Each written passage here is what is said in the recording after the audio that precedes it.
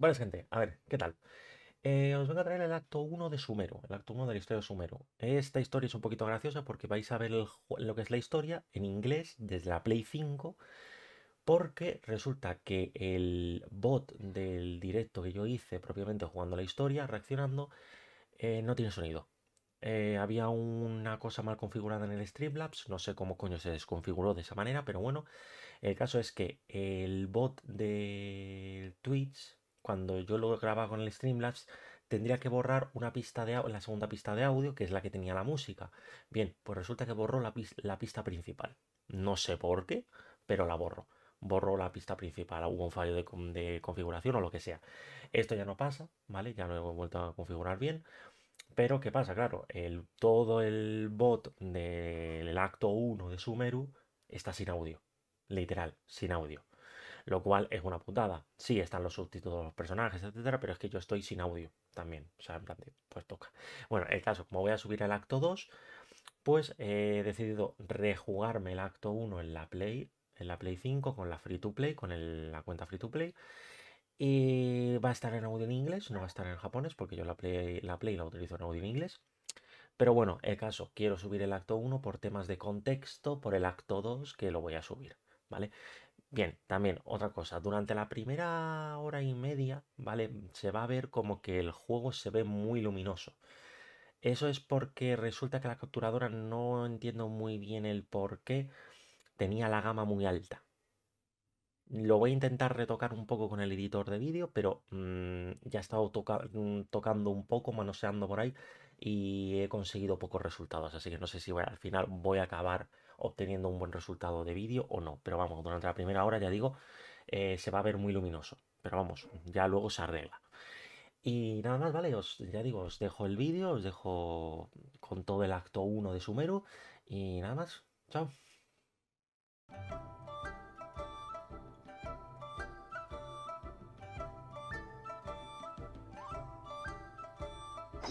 'Twas on a deserted moonlit night that the hero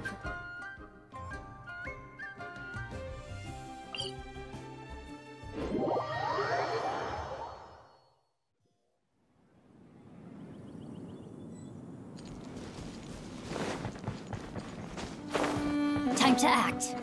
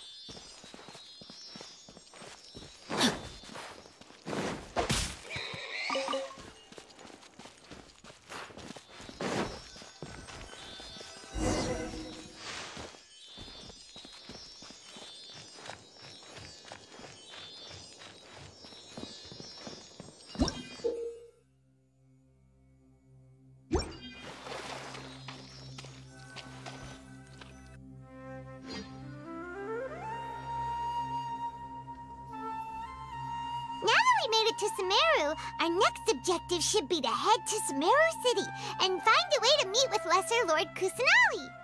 And speaking of Lesser Lord Kusanali, even though we haven't heard too much about her, she doesn't seem to be the same deity who abducted your brother. But even so, people call Sumeru the Nation of Wisdom, you know. If we can get a chance to meet the God of Wisdom, maybe she can give us some useful information. But Paimon doesn't know the way to Sumeru City.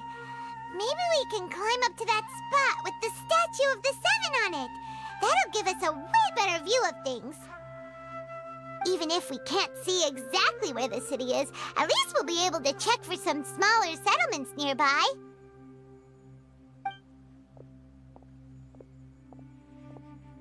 Wait a second.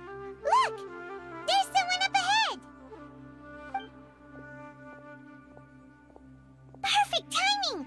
Now we can just ask for directions rather than wander around like lost adventurers. Hey there! We're not from around here and seem to have gotten a little lost. We'd like to ask for some directions. Huh? Did they not hear Paimon? Hey! You over there! Could you give us some directions? Huh?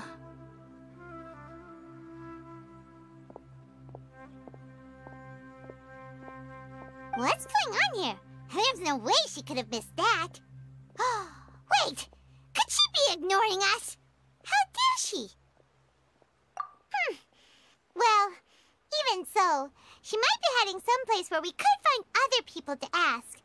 Let's keep our distance and follow her. When we get the chance, we'll just ask someone else for directions.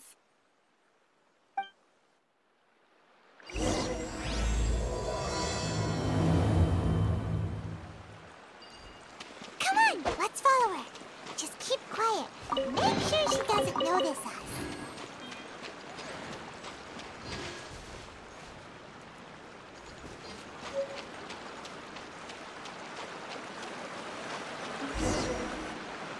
Huh? She just walked near that small waterfall and then suddenly vanished. Let's go take a closer look.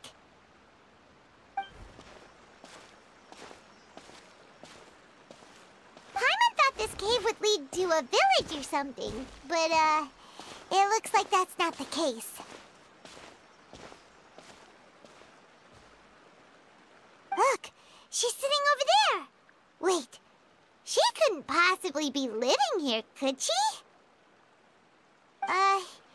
What should we do now? Do we try asking her for directions again? It looks like she's meditating or something. If we bother her now, she probably wouldn't let us off very lightly. Oh! What a lovely smell! It's coming from that sensor over there. This is definitely not your typical place to call home, but at least it smells nice. Maybe living here wouldn't be too bad after all. Huh? What's the matter? You don't look too good. What? Is the smell making you feel sick? Strange. Paimon doesn't feel anything.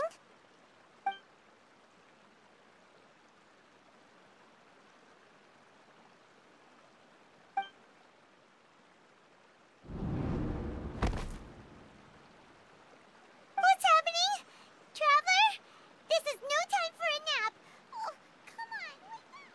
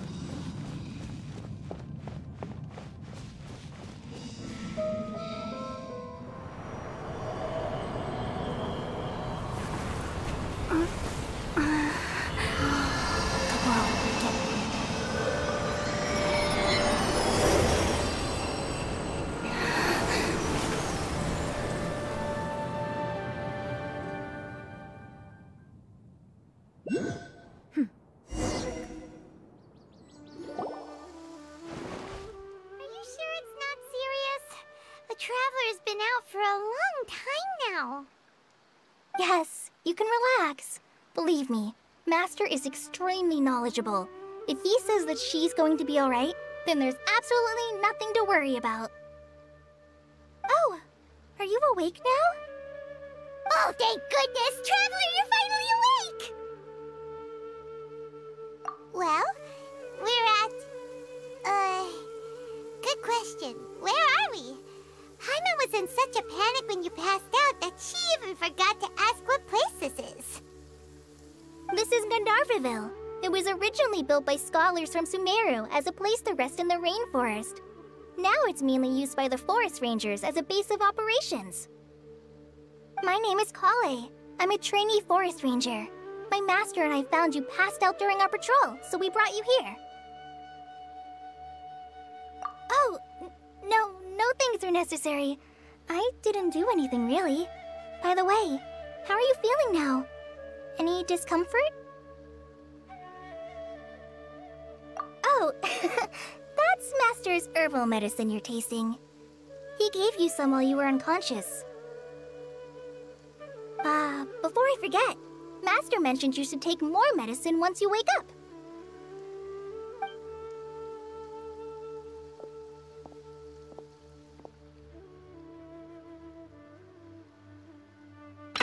Whoops! Kale, what's the matter? Were you trying to retrieve the medicine? As I've already told you, you must be careful with these. All right, I'll get it for you once I'm finished here. Sorry, Master. Now, the guide to Avidya Forest's edible fungi is clearly posted on our bulletin board.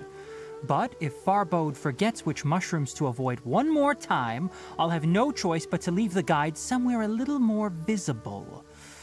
Like right smack on his forehead so others can remind him to be careful. Right? This is the second time he's come down with food poisoning this month. I'll be sure to give him a good talking to. Yes, please do. If, on the off chance, Farbode simply enjoys having little imaginary fairies dance before his eyes, then we'll just let him be. But the next time he requires any of our medicine, be sure to charge him accordingly.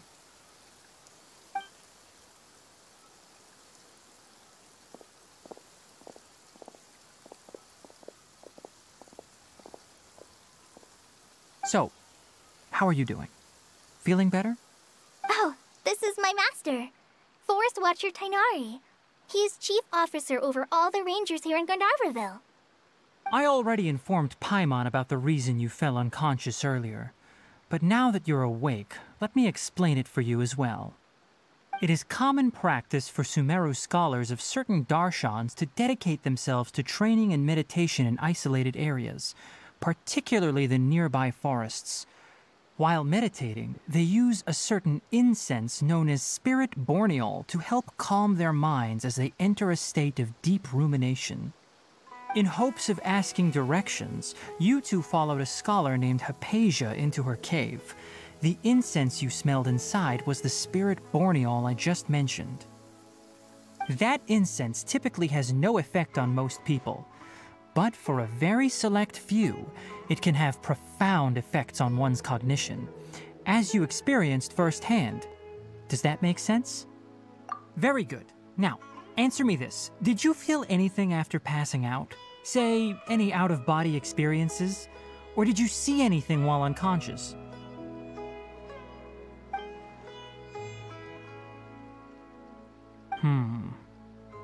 Kale, let the others know to stop bringing their patrol logs here for now. Huh? Why? Because these two will be staying here for the next few days. They can have my room and I'll bunk with Amir. Now get a move on and be sure to do as I've said. Yes, Master Tainari.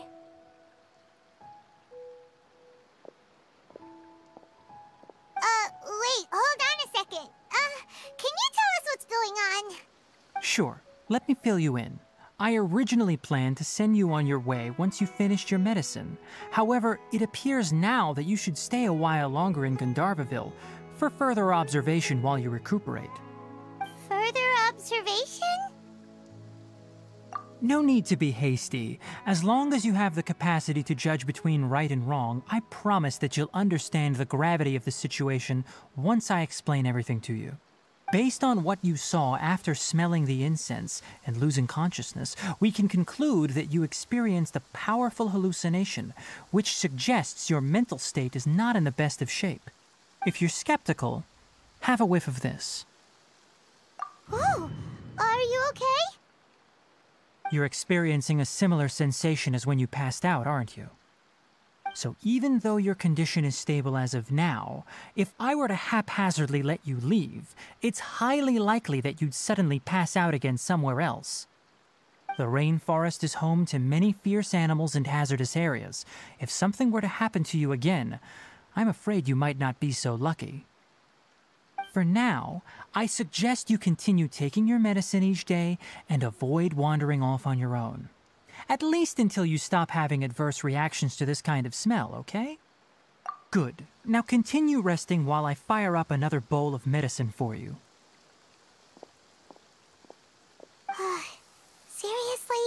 We just arrived in Sumeru and we're already having problems left and right! Paimon knows we're set on meeting Lesser Lord Kusanali as soon as possible, but you really don't look too good. It'd probably be best to let you recover first. Hey! Are you even listening to Paimon? Paimon's over here worrying about you, you know. What's weird? You mean how you're feeling now? You mean the vision of tree roots and red skies you saw? But if those weren't hallucinations, what could they be?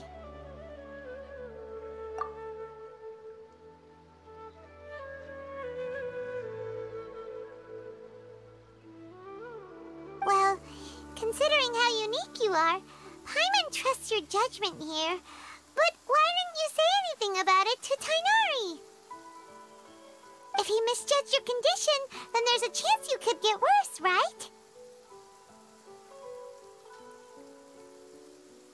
Huh? You mean that Tighnari already knows that what you saw weren't hallucinations? But if that's the case, why would he try to hide that from us? Oh, Paimon gets it now. That explains why you were so quiet earlier. Well, that settles it then. We'll stay here to rest up and figure out what's going on with your hallucinations. But it seems like asking Tighnari might not be an option anymore. What do you think we should do? Good idea! Kale's pretty friendly. We can ask her tomorrow about what she knows regarding the Dendro Archon and customs in Sumeru.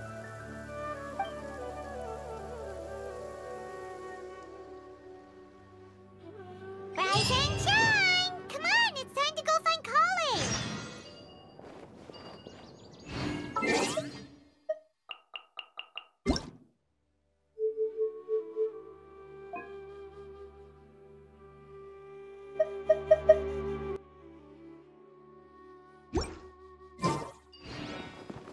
Elazar is a truly troublesome mistress.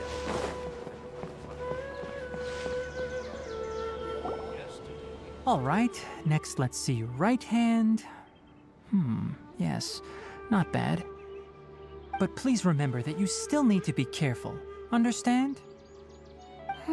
Yes, I will. By the way, Master, I still haven't received the patrol route for today. Look, Kale, today's patrol will be a long one, so you won't be coming along this time. Besides, there's a chance we may encounter... well, you understand. But I have a vision too! Am I useless to everyone now? Don't talk like that, Kale. This is not something you need to be worrying about right now. Ah, there you are. Feeling any better? Yeah, since we'll be staying here for now, we thought we might as well try lending a hand around here. Seems you're not the type to sit back and take it easy for a while, huh? In that case, perhaps Kale could take you two for a patrol south of Gandharvaville for the day. And if you're feeling up to it, you can be responsible for cleaning the Statue of the Seven. Tighnari, we're ready to head out. Roger, I'll be right there. All right, we'll be heading into the forest now. I'll leave any further details to Kale. Yes, you can count on me.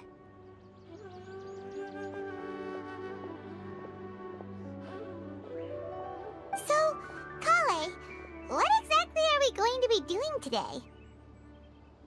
Tighnari mentioned cleaning the statue just now, but, that doesn't really sound like the job for a ranger. Well, a forest ranger's responsibilities can be pretty diverse. They handle a variety of tasks, like checking the condition of outlying roads, maintaining forest facilities, ensuring fire prevention standards are met, and providing assistance to travelers and locals. As for Master, well, he has to handle more dangerous areas of the rainforest. Today we can perform routine checks on the pathway lamps as we make our way to the Statue of the Seven. Paimon, Traveler, this way! You can leave the task of checking the lamps to me. In the meantime, you two can keep an eye out for anything unusual.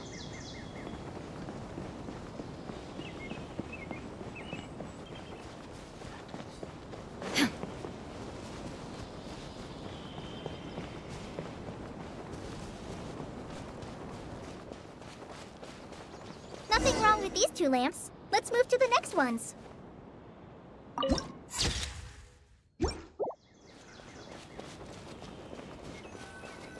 Oh, this lamp seems to be getting a little wobbly. Let me make a note of it.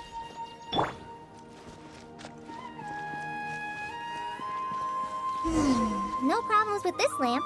Good.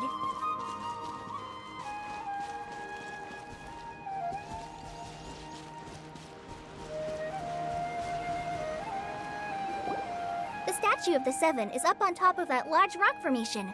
You must have seen it when you came down this road before.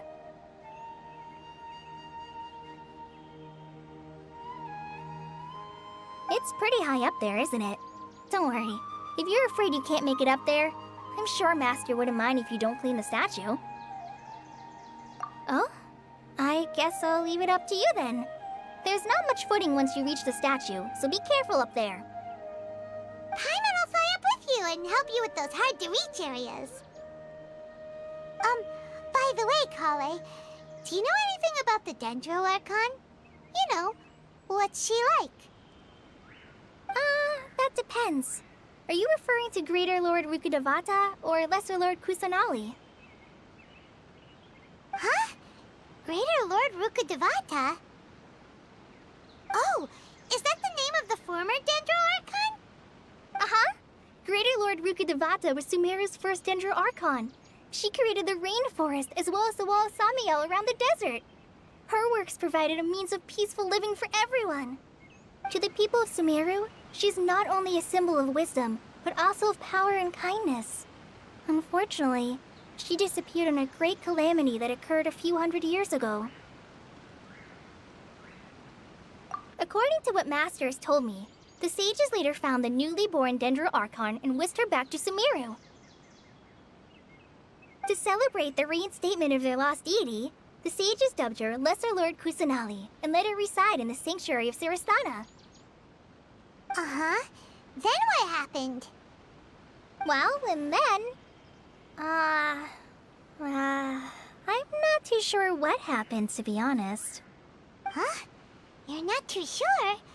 But aren't you from Sumeru? Yeah, I'm from Sumeru. But...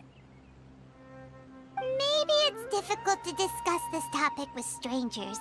If that's the case, then don't worry, we understand. No, it's not that. I'm not trying to hide something from you.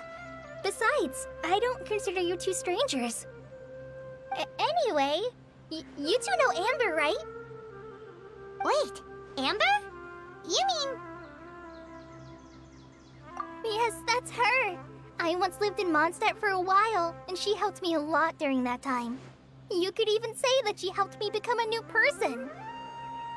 There's no one like Amber. She lives life to the fullest while always adhering to her strong sense of justice. She's ready to answer the call for action at any moment, but is also very understanding of others. She's like the spark that lights the fire in everyone's heart around her. If you ask me, she's a prime example of a true outrider. She's the first person anyone coming to Mondstadt will meet. You can't help but be enthralled by her charm and enthusiasm, causing you to fall in love with the lands of Mondstadt and...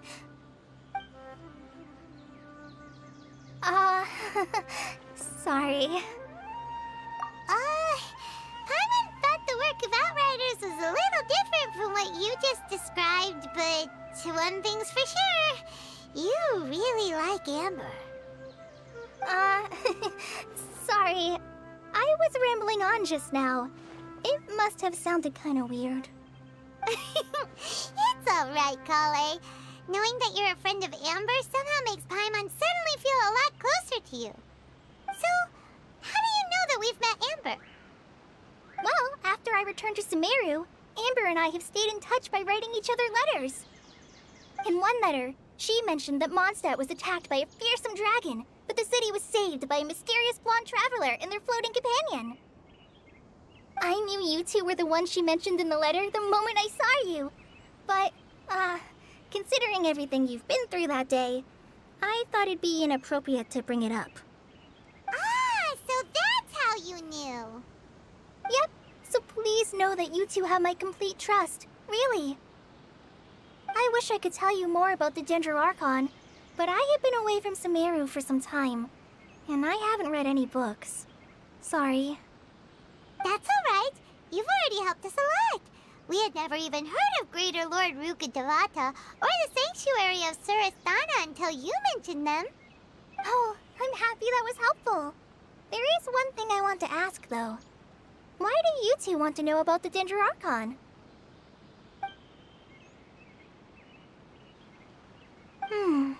So that's why you're here. Thank you for telling me your story. Don't mention it. We are friends after all, right? Alright, we have a statue to clean. You both have my thanks. While you two are up there cleaning, I'll go ahead and inspect the forest canopy. Let's meet back here shortly.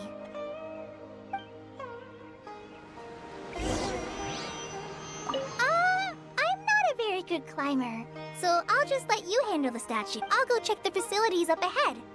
By the way, once we're done with our work here, would you like to chat some more?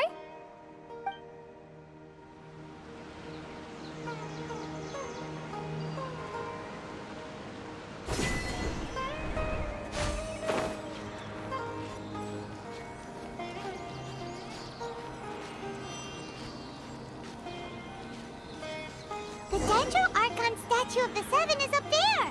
You should try touching it like the other ones we found on our journey. Paimon bets you'll definitely get a response from the Dendro Archon.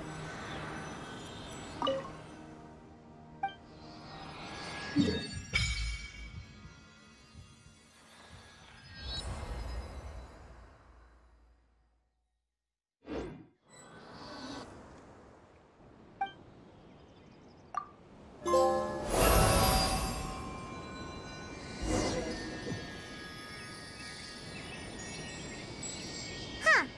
Now that Paimon looks at it, the deity that's carved on the statue is kinda small. Do you think she's supposed to be Greater Lord Rukkhadevata or Lesser Lord Kusanali? The name does seem to fit the statue somehow. Well, anyway, we'll have to figure that out later. For now, let's focus on our job and clean up this...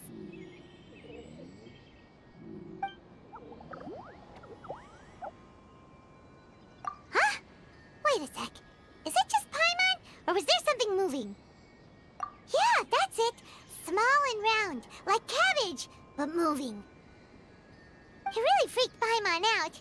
Whatever it was, we should probably go and investigate. Actually, on second thought, maybe we should get to cleaning first. Paimon will fly up and take care of the top, and you clean everything below.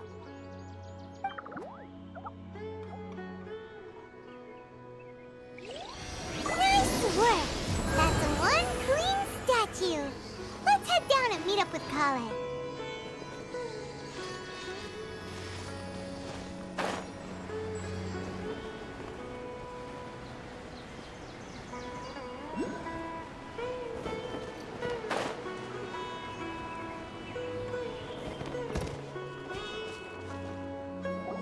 Kale, we're back!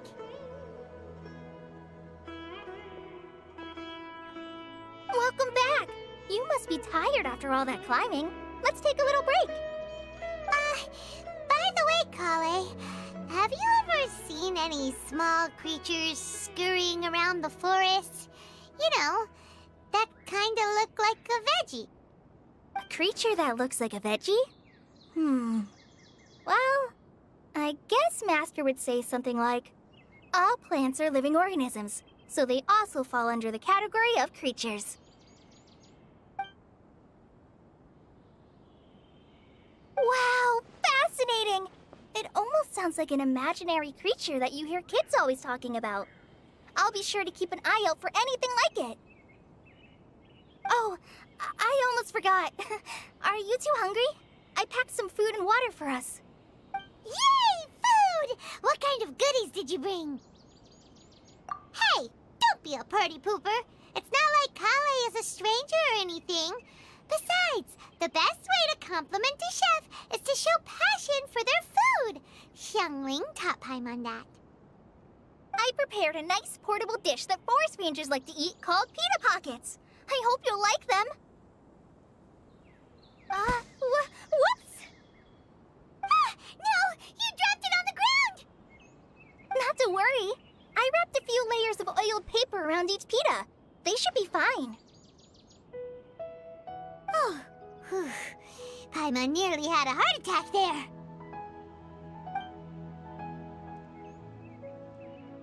Those pitas are amazing! You're quite the cook, Kale.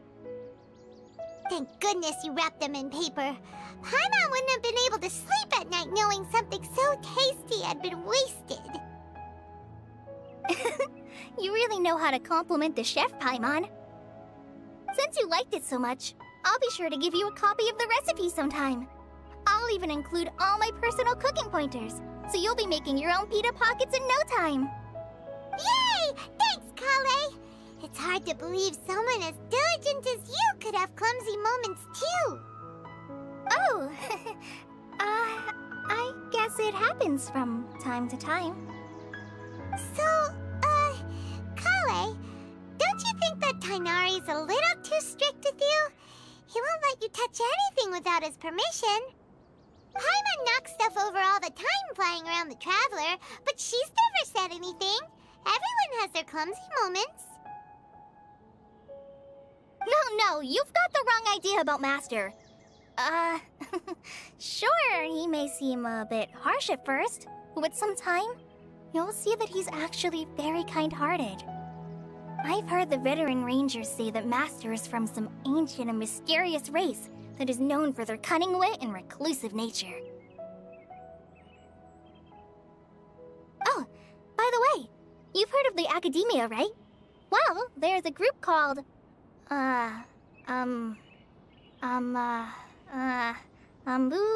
something? Well, anyway, because Master does a lot of research on plants, sages from the Academia have written him many times, inviting him to take up an official position there.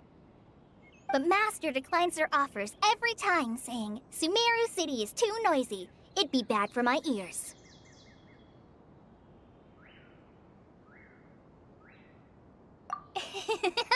I know, right? I've always wanted to pet them, too.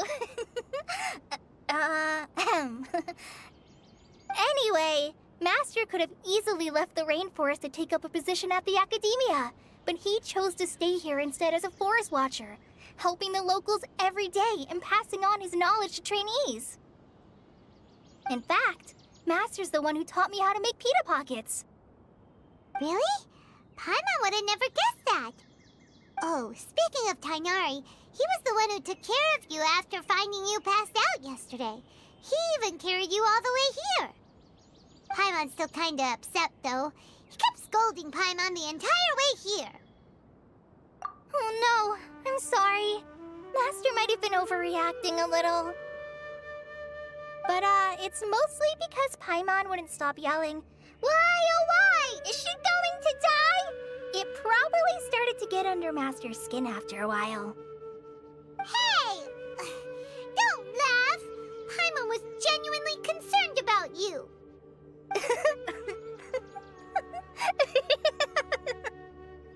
Hey! Now even Kale's starting to laugh. Ugh, that's it! Paimon won't forget this! It's time for some Paimonial wrath!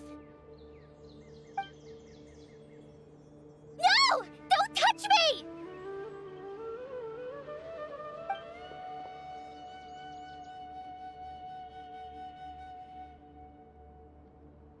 Oh, sorry, Kale. Paimon didn't mean to scare you. No, I just... I didn't mean that. Kale, are you okay? What's the matter? No, I'm fine. I'm sorry. I must have startled you both reacting like that. Oh, well, it's getting late now. Let's hurry back to Gandharville. I think Master and the others should be back by now, too.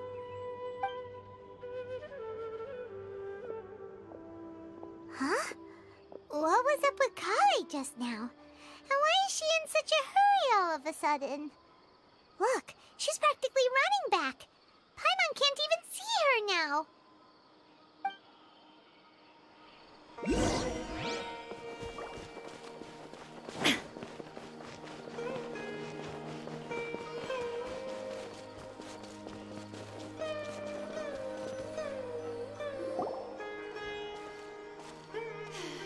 Ah, Traveler. You've returned. Yep, we're back. Have you seen Kale by any chance?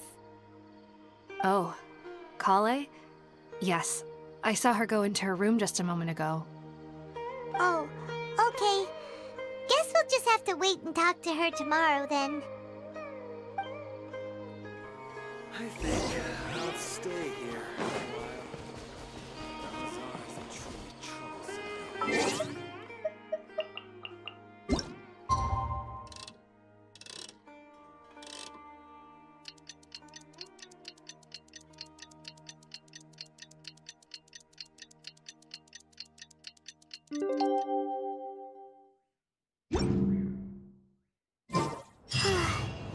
Paimon was thinking all night about what happened with Kale, and still can't figure out what the problem might be.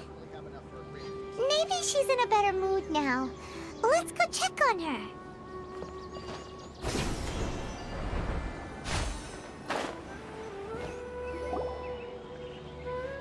Ah, it's you two. I was just about to go look for you. Huh? Tainari? What are you doing here? Where's Kale? I came to check on Kale's condition. To put it simply, she's not well. You mean she's sick? How could she be... Oh, wait a minute. Could it be because of what Paimon did yesterday? No, no need to worry. Something as small as you could never harm her. This sickness is something that Kale has been dealing with for some time. Kale has been more excited than usual since you two arrived. A little too much so, to be honest. She hasn't remembered to take care of herself. I suppose it's understandable, though. She hasn't been around anyone she considered a friend for some time now. It must have been refreshing for her to have you two here. So, Tainari, what's really wrong with Kale? Let's take this conversation elsewhere. Kale just fell asleep after taking her medicine. She needs some peace and quiet.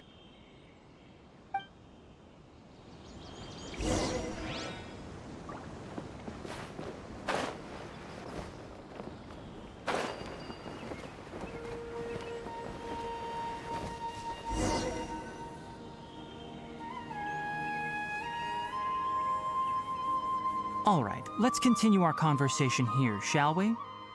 To be honest, I hadn't realized that you're that honorary knight from Mondstadt until Kale told me just now. I've also heard all about your deeds in Liyue and Inazuma. So, just to clarify, what I'm about to tell you about Kale is not because of who you are or your past feats. Instead, I am going to tell you because... well, because Kale asked me to. And honestly speaking, I was against Kale revealing her past to you. But she insisted, saying you two treated her with sincerity and as a friend. So now she wishes to reciprocate the gesture.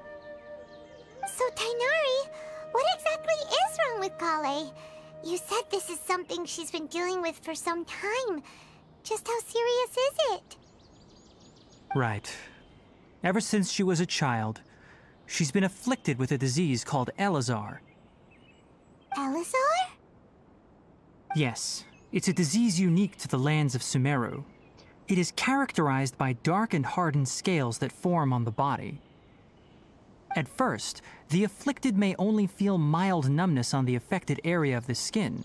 However, as the disease progresses, one may begin feeling fatigued and even experience peripheral paresthesia. In its final stages, the disease strips a person of the ability to control their own body, and they effectively become completely immobile. That sounds terrifying. Wait, hold on. So when Kale seemed to be acting a little clumsy earlier, it was because... Correct. That would be the effects of Elazar, which is precisely why I do not want her carrying or holding anything, lest she ends up hurting herself. With appropriate treatment, the disease can be effectively controlled before it progresses to a more serious stage. However, there is unfortunately still no true cure for Elazar. Nevertheless, Kale's mother still hoped that there was something out there. She handed Kale over to an organization known as the Fatui after one of their members lied and said they had a cure. What? The Fatui? Ah, it appears you are already familiar with them. That'll save me some explanation. Anyway, the person who eventually rescued Kale and brought her to me for care said that she had been given to a harbinger known as the Doctor. I have no idea how this doctor managed to do it, but her case of Elazar was completely stable for all the years that Kale was with them. However, Kale's days with the Fatui were anything but pleasant. Kale is a resilient individual and always tries to appear cheerful, but her experience with the Fatui has left deep scars. Even now, she can still feel deathly afraid of someone touching her. Oh, Paimon had no idea Kale's been through so much suffering.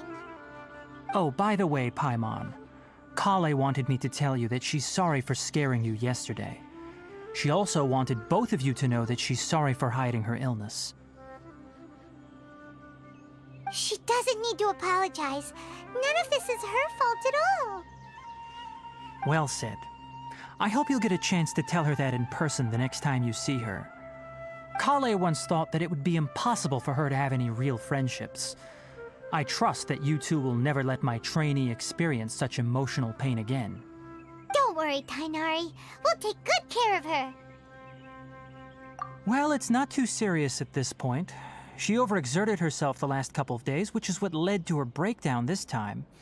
As long as she has taken her medicine and gets plenty of rest, she should get better. Though, I must admit that Kale's condition was much more stable when she first arrived here in Gandharvaville. She was interested in the work of the forest rangers the moment she saw us. I could see that she was serious about learning, so I felt compelled to ask her to join us. Her stamina has gotten much worse recently. Though a moderate amount of physical exercise is always necessary, I'm afraid the long-distance patrols are a little too much for her now. All right, now that I've told you about Kale's past, I think I'll head into the rainforest to find some ingredients needed for her medicine. I'll see you two later. Yeah, we'd like to do something to help Kale too. All right, but I must warn you two.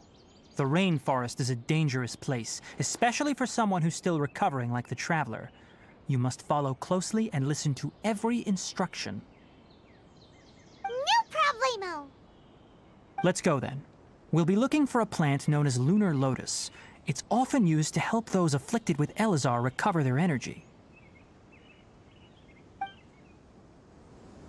Hey, Tainari?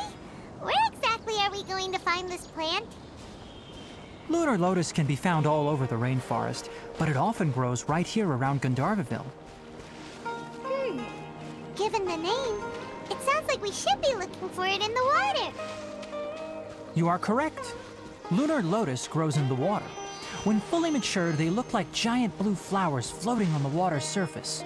Quite an attractive species, if you ask me. The large petals are actually the plant's leaves and sepals, which surround a very small flower. You should note that many of the plants found in Sumeru have names that are contrary to their species. Take the Kalpalata, for example. The plant is not a lotus at all, but rather a vine. And then there's the Sumeru rose, which is not a rose, completely contrary to its name. Oh, okay then.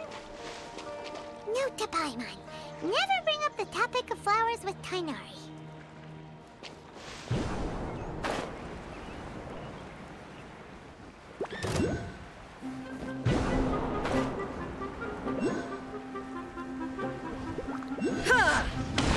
Judgment!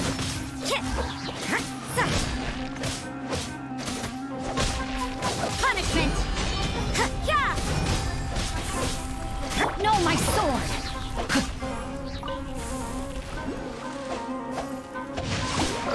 Body and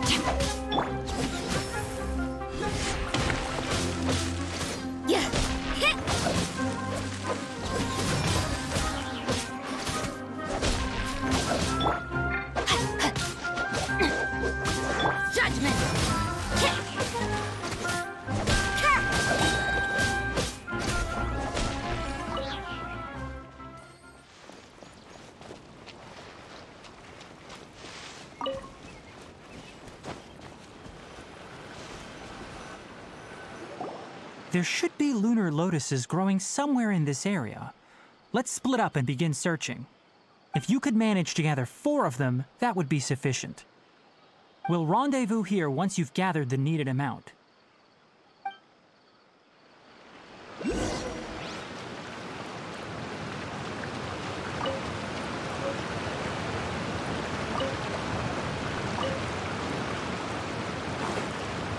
Alright, we've gathered enough lunar lotuses. Let's head back to meet Tainari.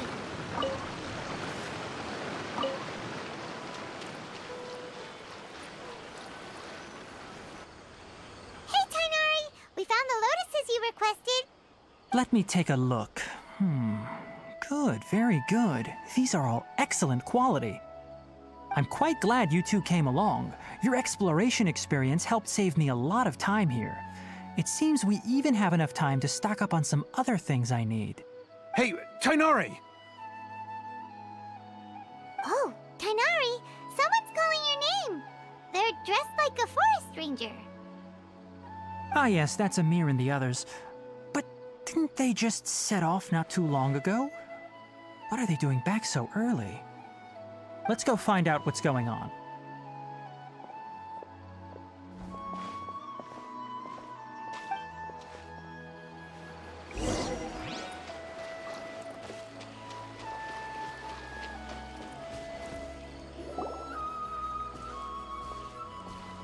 Tainari, thank goodness we found you here. We were just about to head back and find you at Gandharvaville. What's going on? We just discovered a withering zone. The Withering is back? But the patrol route you were on should have been already clear just a week ago. It reappeared so quickly. Can you tell me the exact location? It's up ahead, deep in the river valley. It's appeared in a spot that blocks nearly the entire narrow part of the valley area, so we decided to come find you as quickly as possible.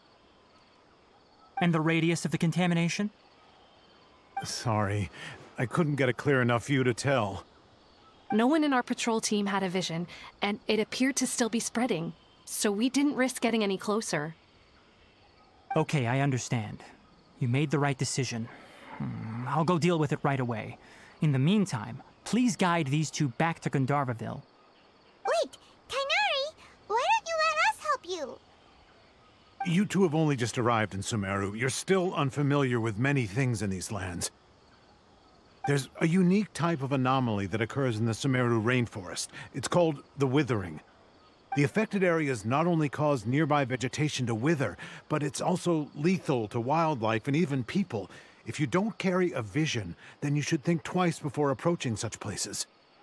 Yes, Amir is absolutely right. I wasn't kidding when I said the rainforest is a dangerous place. As Amir said, only someone with a vision, that is, the power to manipulate elements, will be able to resist the withering's corrosive effects for a time. That's right. If any of the forest rangers without a vision come across a withering zone, we first make a record of the location and then have a ranger with the proper abilities deal with it, like Tainari here. Only someone with a vision can venture within a withering zone and find a way to deal with it. But you don't seem to carry a vision. Don't worry, she may not have a vision, but she's a real pro at using the power of the elements. It seems the rumors about you are true. In that case, all right, you two may accompany me. We typically only teach visitors how to identify the withering as they're about to leave Gandharvaville. We'll make an exception today, and show you what it looks like up close.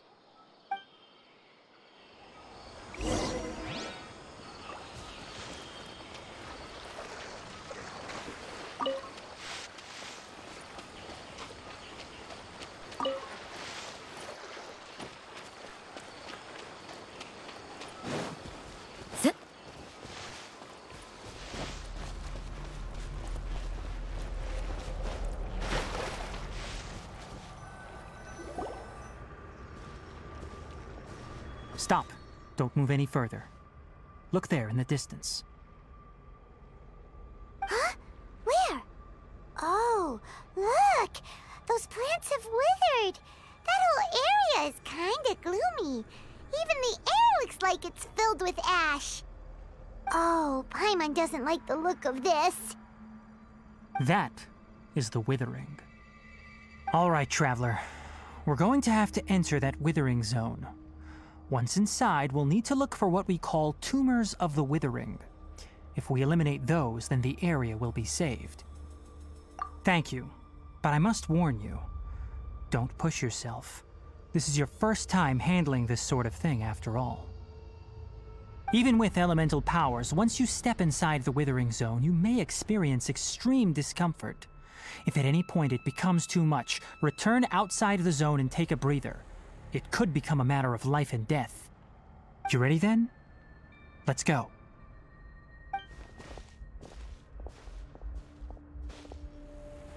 First, we must locate any branches sustaining the withering zone.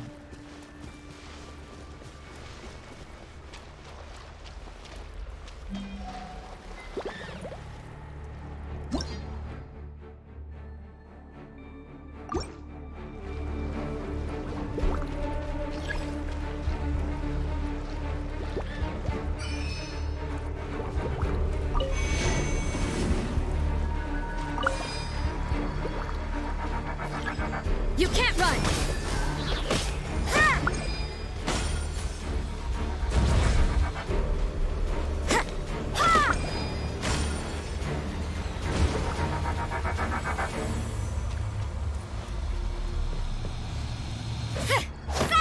Great work. Now that all the branches have been cleared, we'll need to take care of the tumor.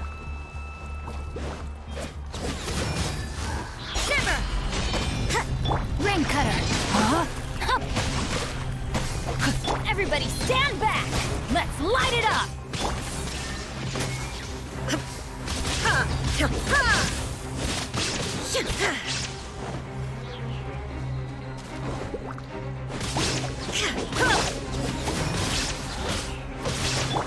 Now, destroy the tumors of the withering.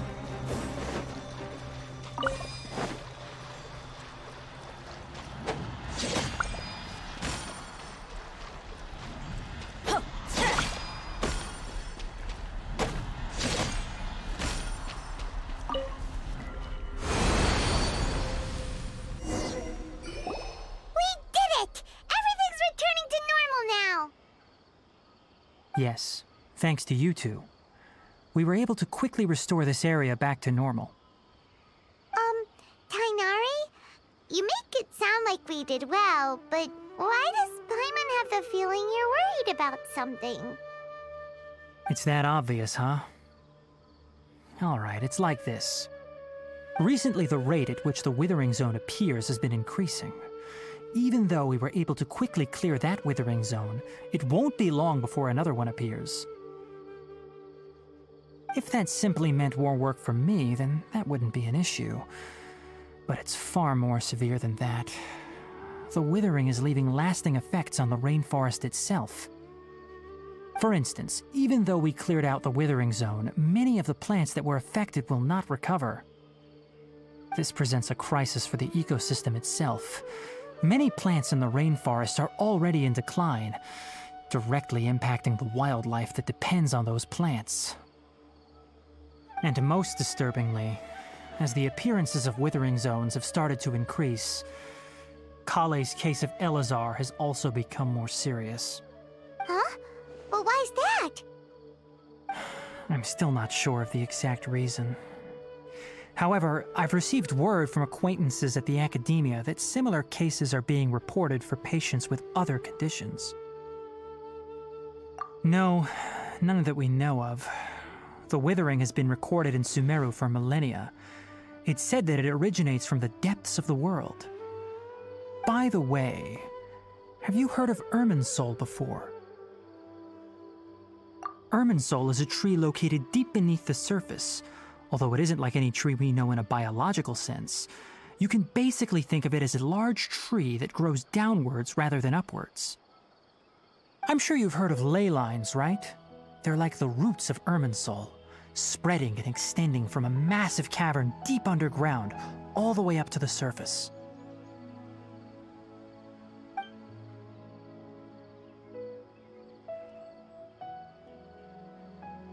Ley lines continually absorb the memories of this world, which are then funneled into Irminsul, allowing it to collect knowledge and wisdom from ancient times to present day. The Dendro Archon is known as the God of Wisdom because her consciousness is directly connected to it. It is also said that the Dendro Archon's power is a manifestation of Irminsul. And as for the Withering, its emergence is related to a disease that's affecting it. That's right. My ancestors learned of this from Greater Lord Rukkhadevata's familiars a long time ago. But even those mysterious creatures did not know of a cure for Irminsul. I'm afraid we Rangers will be battling the Withering Zones here for a long time until a cure is found. Alright, that's enough on this topic for the time being. Now that we've taken care of things here, it's time for us to head back to Gandharvaville.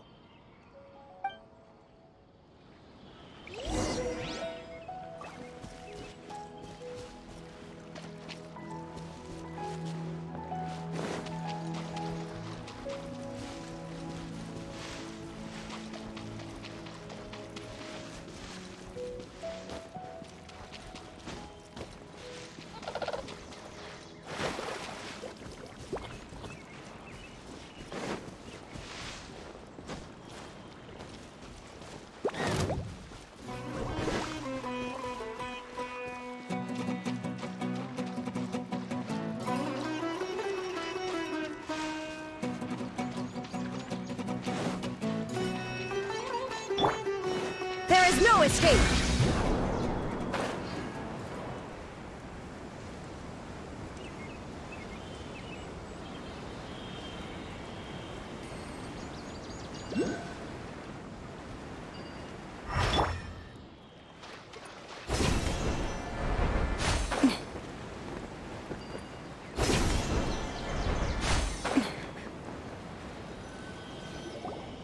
Oh, Tainari, you all made it back. How did it go? The Withering Zone you reported has been taken care of. No need to worry. Huh. Wait, is that? Oh no, Hypatia!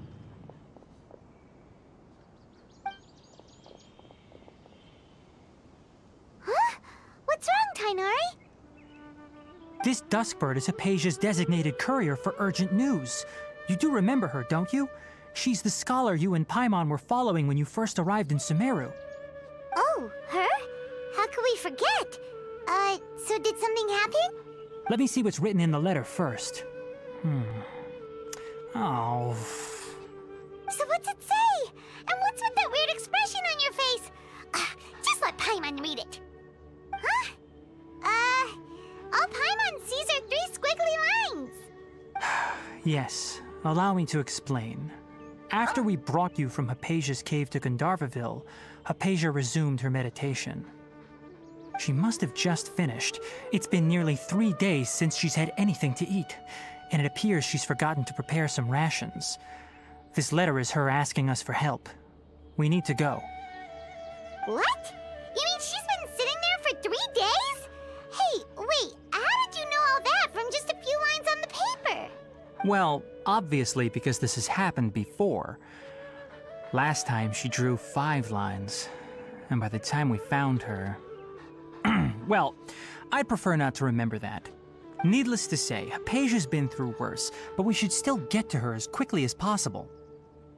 I've got some emergency rations set aside for times like these. Paimon, Traveler, could you two bring these to her? Wait, you want us to bring her the rations? But will the Traveler be okay if her cave is still filled with that funny incense? Let's find out. Here, Traveler, take a smell and see. So, how do you feel? Huh? Really? You're not feeling even a little drowsy? But wait, how'd you know that she'd be okay this time, Tighnari? Back when we were clearing the Withering Zone, I observed that she could adeptly manipulate the Dendro element. I knew then that she would be fine. And if I may ask, when I was telling you two about Irminsul's ley lines, was what I described similar at all to what you saw while you were unconscious? That's correct. Those weren't hallucinations at all. Though I don't intend to apologize for deceiving you. Because what you saw is of significant importance. Not just for the nation of Sumeru, but the entire world of Teyvat. My forefathers were shown much favor by Greater Lord Rukkhadevata. We took an oath to protect this nation together with her. Now that that duty has fallen to me, it was part of my responsibilities to ascertain whether you could be entrusted with the fate of Sumeru. Now, after seeing you in action with my own eyes, you have earned my confidence, and I no longer feel the need to hide any secrets from you.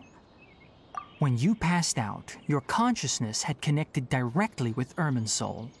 What you witnessed were actually real memories contained within Irminsul itself. I could try to tell you more, but it would be better if you went to ask Hypatia instead. Her focus on meditation and use of Spirit Borneol are aimed at establishing a connection with Irminsul, just as you did. That sounds nice and all, but will she really help us? Seriously, she completely ignored us the last time we tried talking to her. That was because when you ran into her, she was in a special phase of her training. During that time, she must avoid communicating with others. Please, wait here for a moment.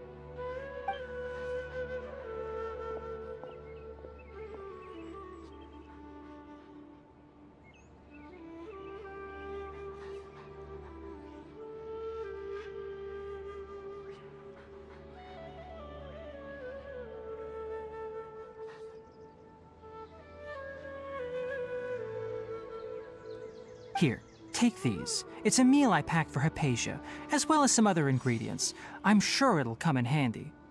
Also, here's a letter that I would like you to give to her. Just show it to her and she'll answer any questions you may have. No, I should be the one thanking you. You've both been a great help these last few days. Hypatia should still be in the cave. Let's go inside and see how she's doing.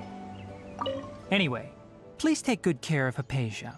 I'll go prepare Kale's medicine now. Using the lunar lotuses while they're still fresh will significantly boost their effectiveness. Rest assured, Kale will recover quickly as long as she has her medicine. Yesterday, a total of 5 dustbins.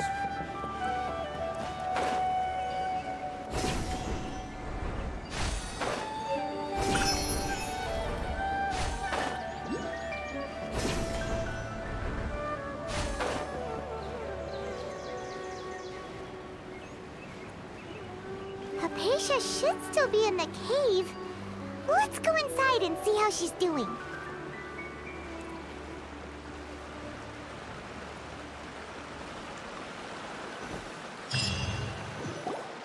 Hello?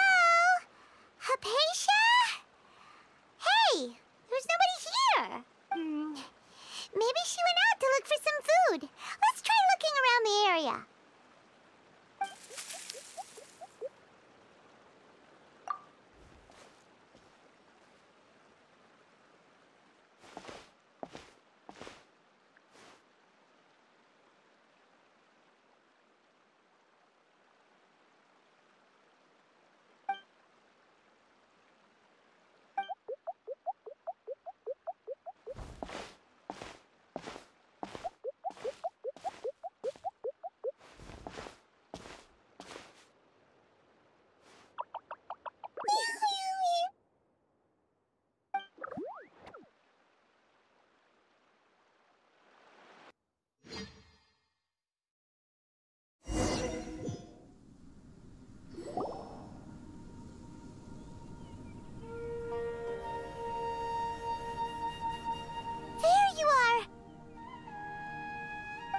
Hypatia, are you alright?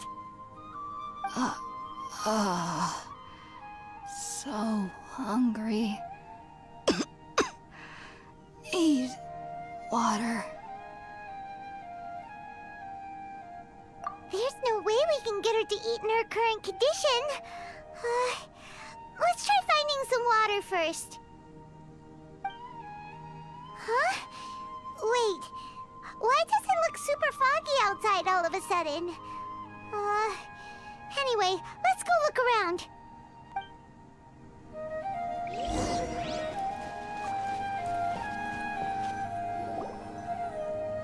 Huh? How'd things out here end up looking like this?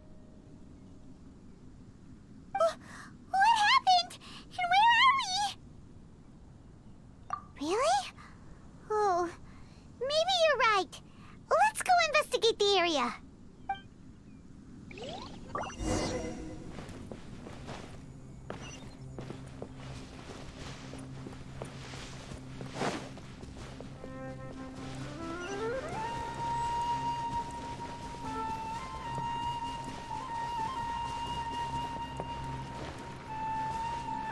Wow, this place is huge! Paimon knew there's something off about that cave. Let's think of a way to get over there and have a closer look. Who knows? Maybe we'll find a lead of some kind.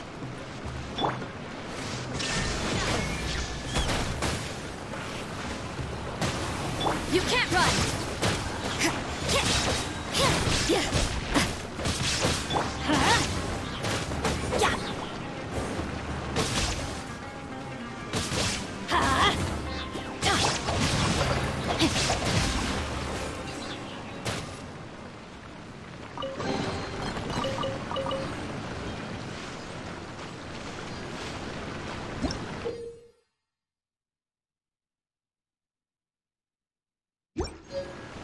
There is no escape!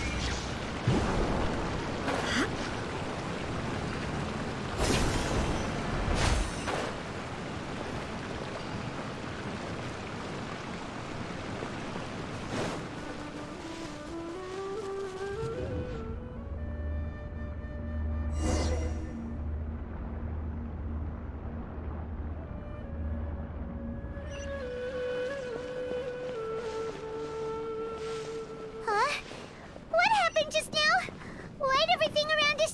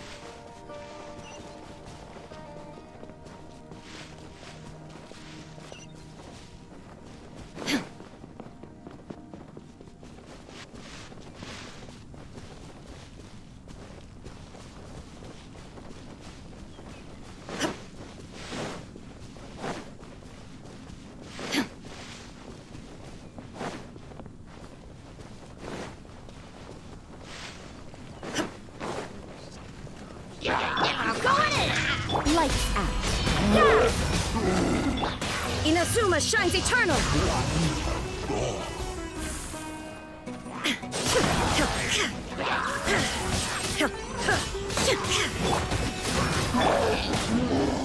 Rain outlines your fate. Know my sword. Witness the power of Goop. Shiver! You can't run! Now you shall perish!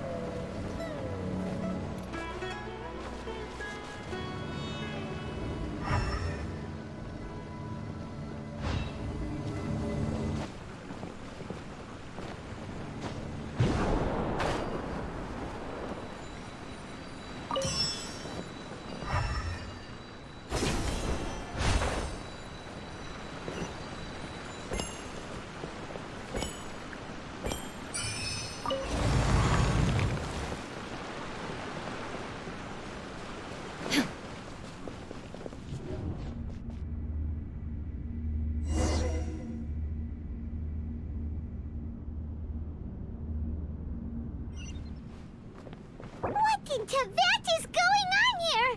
This place is getting weirder by the minute. Hey, what's the matter? You don't look so good.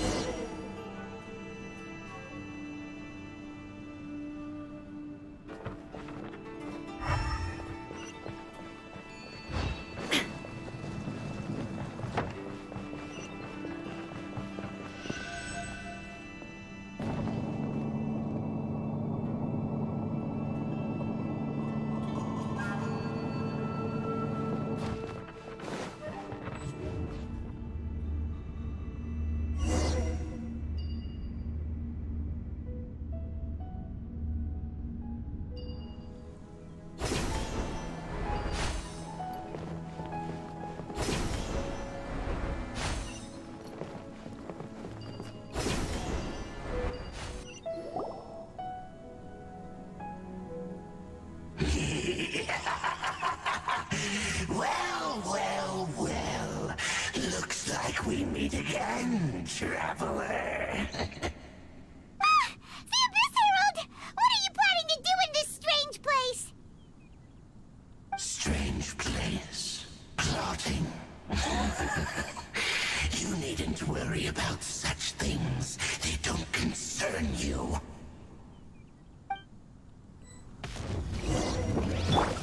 Everybody stand back!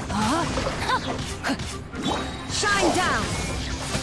Let me weave you a verse.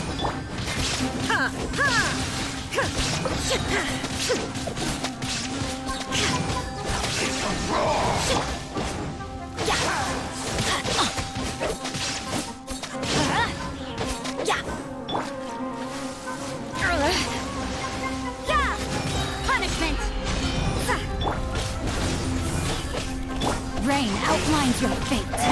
Torn to oblivion!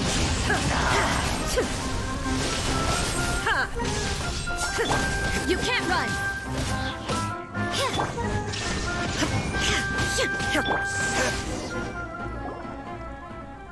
Huh? Why can't we beat this guy? Oh, Paimon doesn't get it! We faced others like him before! What's wrong this time? Traveler, though you may have managed to avert countless crises before, your good fortune was bound to end sooner or later. It's time you realize how weak and powerless you really are. Your brother. Oh, pitiful traveler. Are you really so ignorant? Or are you just living in complete denial? His Highness has long since forsaken you. Your meager existence in his eyes is that of an annoying bug, only to be stepped upon. The bonds of love and family which drive you to find your sibling are utterly gone. Your journey is meaningless. But don't you fret now. Today will be your last. Now die!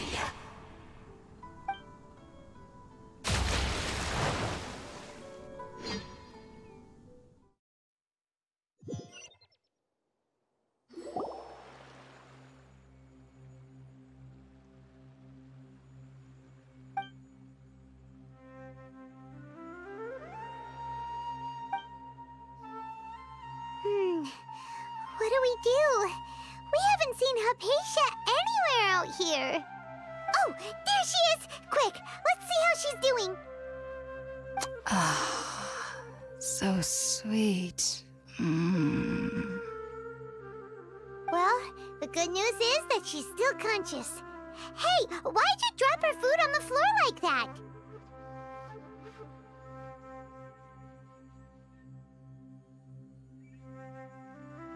Oh, guess that makes sense.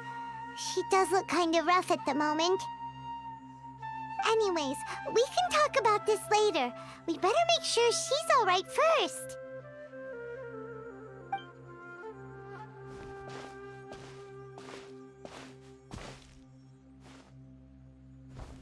Whoa, wait a sec.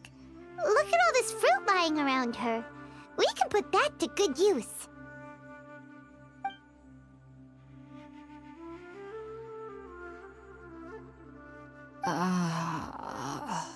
Who is there? Tighnari, is that you?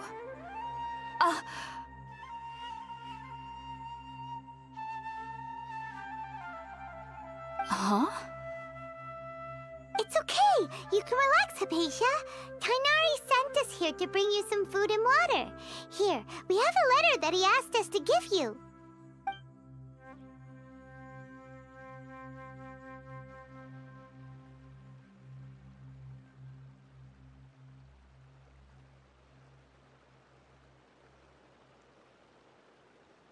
I see. So, you're friends of Tighnari. I apologize for all the trouble I've caused you. I'm grateful that you came so quickly to save me. You even brought all this fruit. Well, actually, we didn't bring the fruit. It was already here when we arrived. We were kind of wondering about that, actually. When we found you here, there was all this fruit lying around and even some juice dripping from your lips. How did you end up like this anyway? Oh, really? I seem to understand now. All the fruit was likely from my, neighbor. Must have come by and saw me like this. Your neighbor? You mean there's someone else living nearby? Oh? So you're able to see them too?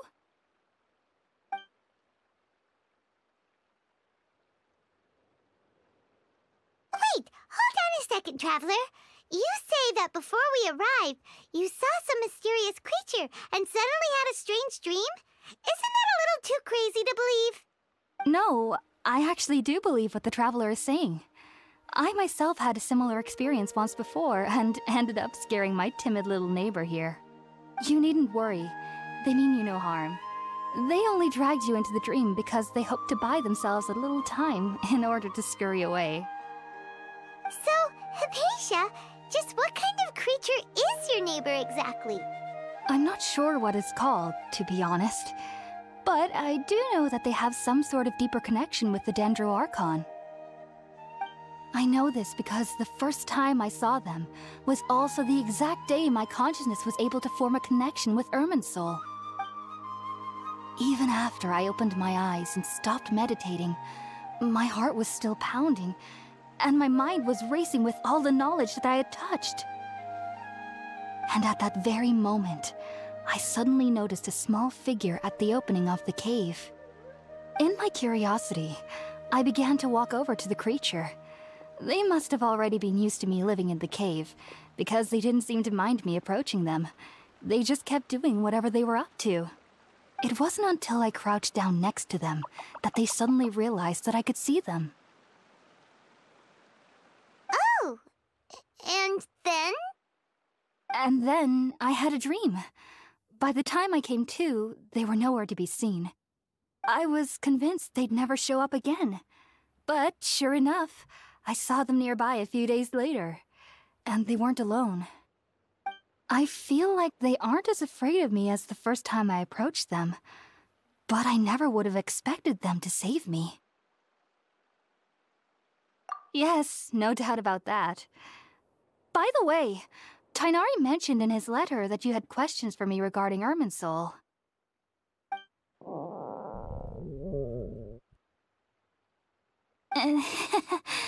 Sorry about that. Sounds like just drinking juice still isn't quite enough for my stomach. Well, if somebody hadn't dropped the food earlier... Anyway, looks like we'll need to prepare something ourselves. Besides, Paimon's getting hungry too. Let's eat first and talk about Irminsul later. Alright, we're up, Traveler. Today's menu will feature Sweet Madame and a radish veggie soup. You'll love them, Hypatia. They're our specialties after all. Sounds good. I've never tried any dishes from other nations before. I certainly look forward to it. It's been so long since I've had a decent meal, too. To be honest, the last time had to be when Tighnari came to visit.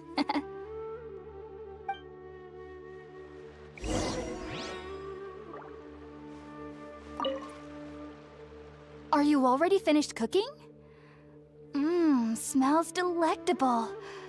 I'm truly thankful whenever I can enjoy a proper meal like this. Cooking really isn't my forte.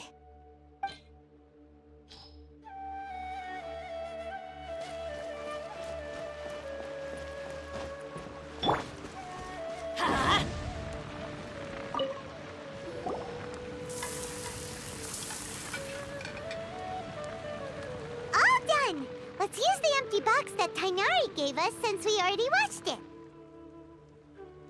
Oh, it smells amazing. And the box is a nice touch, too.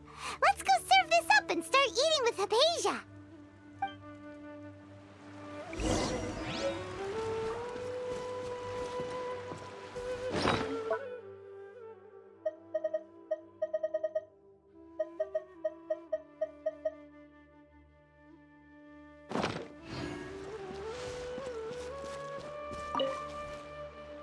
Are you already finished cooking?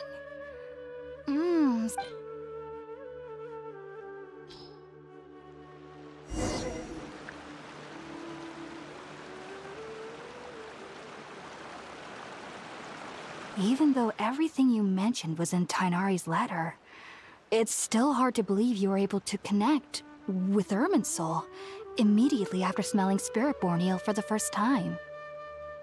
It took me nearly 3 years before I could do so. And everyone at the Academia even lauded me as a genius. You should know that some researchers spent their entire lives without ever successfully connecting with Irminsul as you have. So why does this incense allow people to connect to Irminsul? The ingredients used to make spirit-born ale primarily consist of plants created by Greater Lord Rukkhadevata.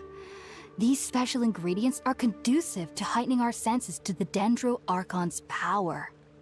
Since the root of the Dendro Archon's power lies within Irminsul, we can occasionally tap into her powers to peer into the depths of the earth.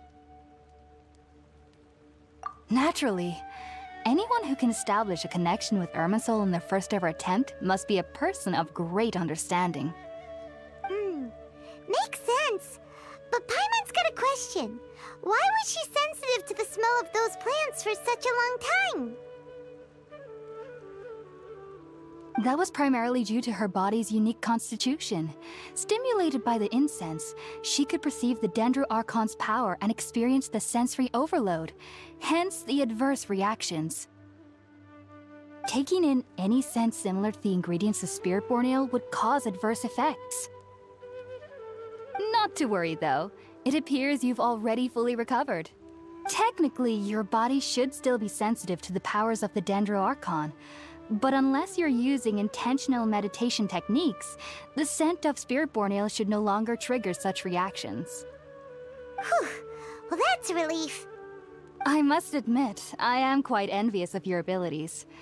Even if it meant suffering from pounding headaches for the rest of my life, I'd consider it worthwhile so long as I could connect with Irminsul at will. Whoa, you're really serious about this whole thing, aren't you? I am a researcher after all.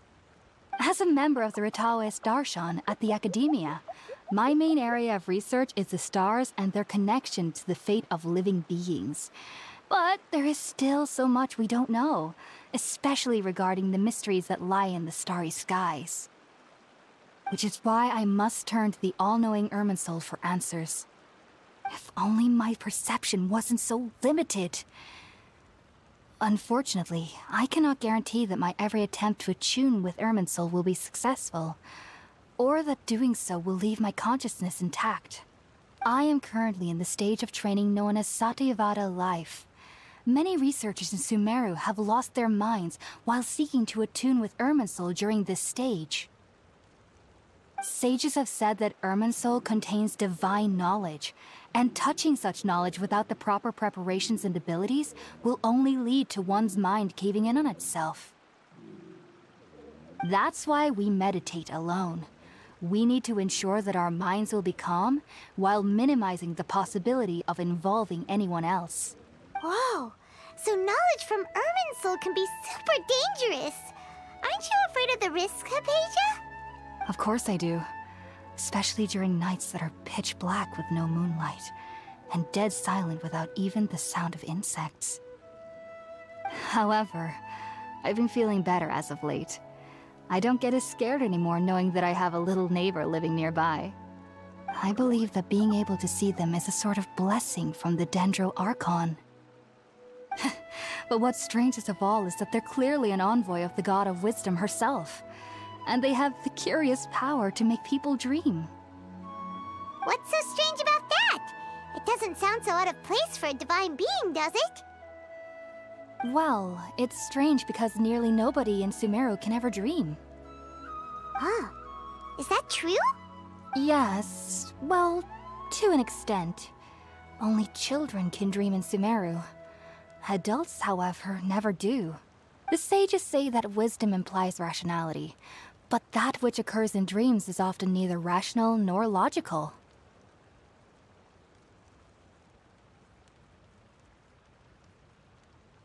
Yes, if one struggles with anxieties, those emotions could influence their dreams. The fact that the people of Sumeru do not have dreams is seen as a blessing by the sages. They believe that Greater Lord Rukkhadevata, the God of Wisdom, is keeping us away from the foolish delusions you encounter in your sleep. I was born into a family of scholars in Sumeru City. Ever since I was a child, my parents would always tell me that I'll know I've grown up once I stop dreaming. I studied hard, enrolled as a student in the academia, and went on to become a researcher. Sure enough, I never dreamed again. But then, on the day I scared the little Aranara, I suddenly saw a dream again. It was incredible. Though I don't exactly remember what I saw, I clearly recall the feeling. I suddenly felt like I was a child again. Back then, I was foolish and ignorant as any youth would be, but I was free of fear. Maybe dreaming isn't as bad as we've made it out to be. Just be sure not to speak of this if you travel to Sumeru City. They'll look at you as if you've lost your mind. So, do you have any thoughts about the things she saw when she connected with Irminsul? Sorry. I'm afraid I don't have any answers as of now. All I can say is that what you saw is a memory contained within Irminsul itself. World forget me. What could that possibly mean? If only I could ascend past Satyavada life and begin Paripurna life. I might have some more answers for you. If you two are ever in the area again, please be sure to come and see me. There's no need to be thanking me. You two are my saviors. Besides, I'm already looking forward to tasting some more of your cooking. Now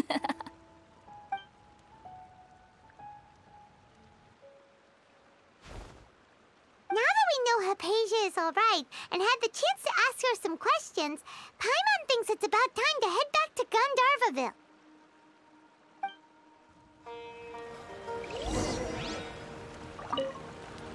Heading out, I see? If there's anything else you'd ever like to ask about, you know where to find me. Even though that little neighbor of mine was able to induce a state of dreaming, I doubt they were able to control the actual contents of the dream. The end of your dream seemed quite terrifying. Perhaps there's something that's troubling you deep inside? Not to worry, though. I'm sure you'll be able to handle whatever comes your way in the real world. As someone from Sumeru who cannot dream, I needn't ever worry about nightmares. But lately, I've started to feel that I'm somehow missing something without dreams. It's a little hard to explain. Heading out, I see? If there's anything else you'd ever like... Sumeru researchers use Spiritborn Ale to assist them in connecting with Irminsul to extract knowledge from it. Though the process can be risky, we believe that the knowledge gained is worth it. Unfortunately, I cannot help you understand your dream. At least not yet. I'm still learning how to attune to the depths of Irminsul myself. I hope that I'll be able to ascend past Satyavada life and gain deeper insights. Heading out, I see? If there's anything else you'd... I've heard local children here in the rainforest speaking of fairy-like creatures. But I'm from Sumeru City, and have never heard of such things when I was a child. Perhaps this is because I had a very strict upbringing. My parents would seldom allow me to play with other children. I doubt they'd ever believe me if I told them about my little neighbor out here. And speaking of my little neighbor, I think they can somehow sense when Tighnari is coming to visit me. I've noticed on several occasions that as they're playing under the trees, they'll suddenly tense up and scamper away for no apparent reason. Shortly after they do this, Tighnari always shows up here. Perhaps I should ask Tighnari about this the next time I see him. Heading out, I see? If there's anything else you'd ever... Take care. Do remember to come visit any time you're in the area. I would be happy to chat with you.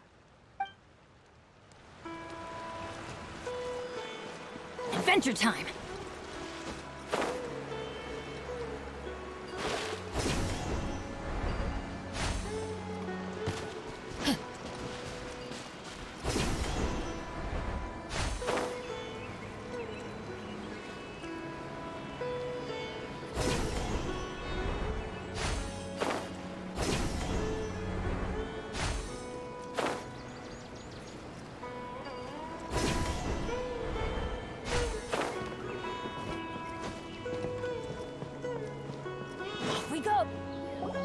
Think about it, Tighnari. Refusing to join is tantamount to burying your head in the sand. I understand that you're a forest watcher, and that it's your duty to combat the effects of withering zones. But isn't it evident that such work is not a lasting solution to the problem?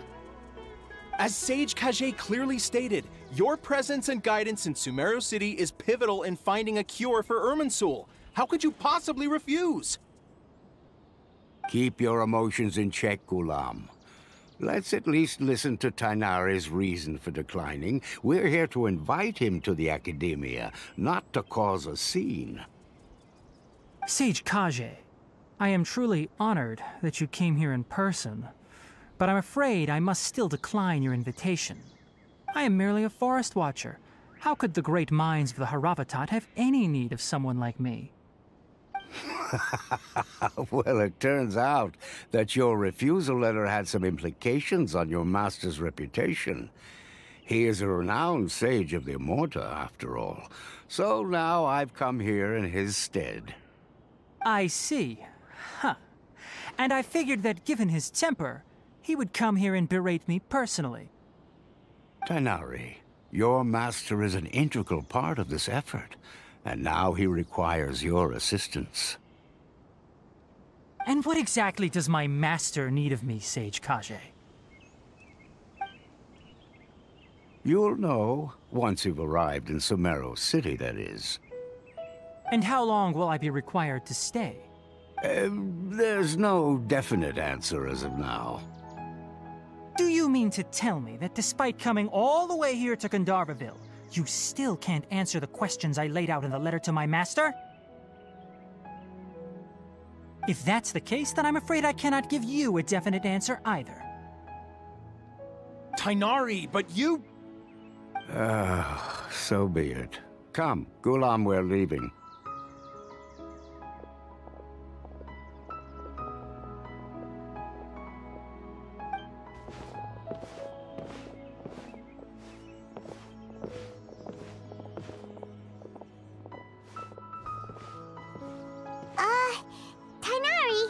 What was that all about? It's nothing. Some people from the Academia wanted me to go to Sumeru City to assist them with a project, but I had to refuse on account of all my responsibilities here. But all that can wait. How did things go with Hypatia? It was quite the eventful trip, but the main thing is that she's safe and sound. She answered a bunch of questions for us, too. Very good. Now that the traveler has made a full recovery, there shouldn't be any reason for you to tarry here longer.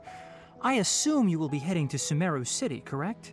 That's right! We want to meet Lesser Lord Kusanali and ask her for advice. Do you have any idea on how we can find her? Sorry. I'm afraid I don't have any advice for you there. Well, do you at least know anyone we can try asking in Sumeru City? Let me think. My trips to Sumeru City have been fairly short, and most of my acquaintances are researchers. How about this? I'll write you a letter of introduction that you can give to a researcher I know. He's from the Immorta Darshan and is adept at gathering information. Asking him might prove worthwhile. Also, when you enter Sumeru City, you'll probably end up receiving something like this item here. I'm not sure if it will ever come in handy for you, but maybe you can give it a try. Oh? What is it? It's called an Akasha Terminal. It's a tool produced by the Academia that utilizes the legacy of Greater Lord Rukkhadevata. Some say that this very item is the basis of Sumeru's reputation as the City of Wisdom. Needless to say, this device and its usage fall under the Academia's expertise, so I'll leave it to them to show you how to use it. Great! Next up, Sumeru City! But wait, before that... That's right! Tainari, we have something important to say to Kale before we leave. Is she doing better now? Yes, she's doing much better. After being confined to her bed all this time, I thought a little walk would do her some good. Last I saw her, she was taking the path towards the North Crossing. She knew you two would be leaving soon, so she must have wanted to see you off. Thanks, Tainari. All right, let's go! Farewell, and good luck to you both.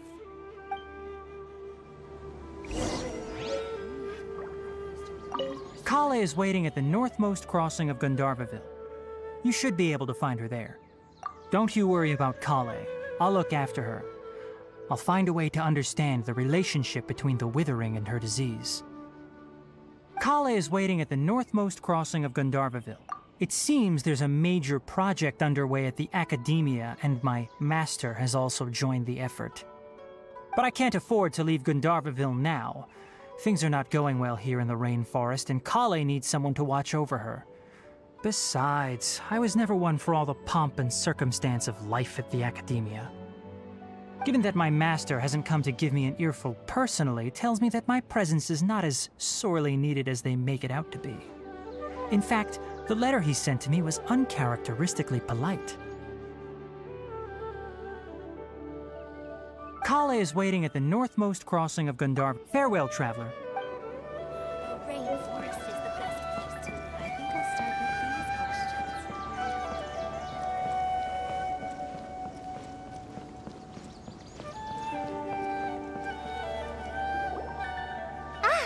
I've been waiting for you two.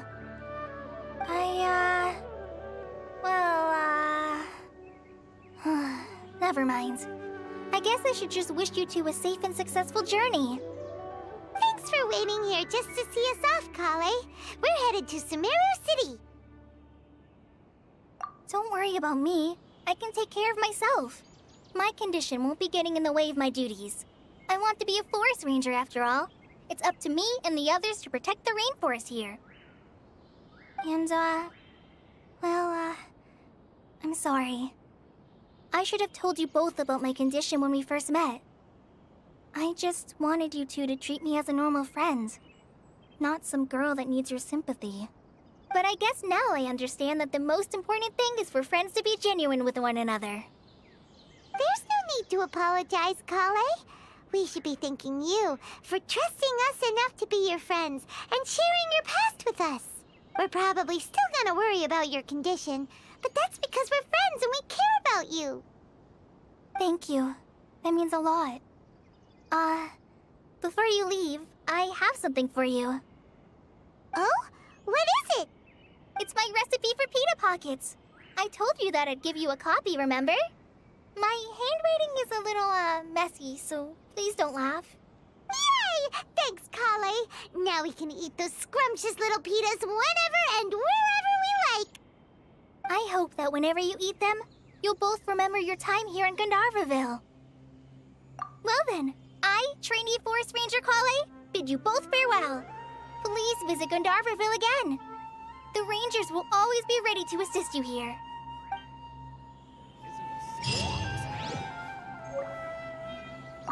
I hope you have a safe trip to Sumeru City and get to meet the Dendro Archon there. I'm much better now.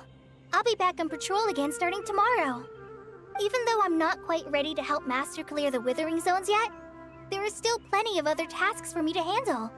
Oh, and Traveler, if you ever see Amber again during your travels, please don't mention my illness to her, okay? Amber knows about my case of Elazar and what's happened in my past, but I haven't told her about my condition getting worse. I guess I just don't want her to worry about me. If the need arises, I'll tell her about it myself. All right, we understand, Kale. I hope you have a safe trip to Sumeru City and get to meet the Dendro Archon there. Kinda hard to believe that Master Tainari can cook, isn't it? His culinary techniques are very polished, but his taste is a little, unusual. It's not really his fault, though. He just has a sensitive tongue and nose, so he prefers much lighter flavors. The last time I went a little too heavy on the spices for my pita pockets, Master started having a sneezing fit. Of course, I never heard the end of it after that. I hope you have a safe trip to Sumeru City and get to meet the Dendro Archon there. See you later! Be sure to come back often. Even though Master didn't admit it, I'm sure he wants to see you again.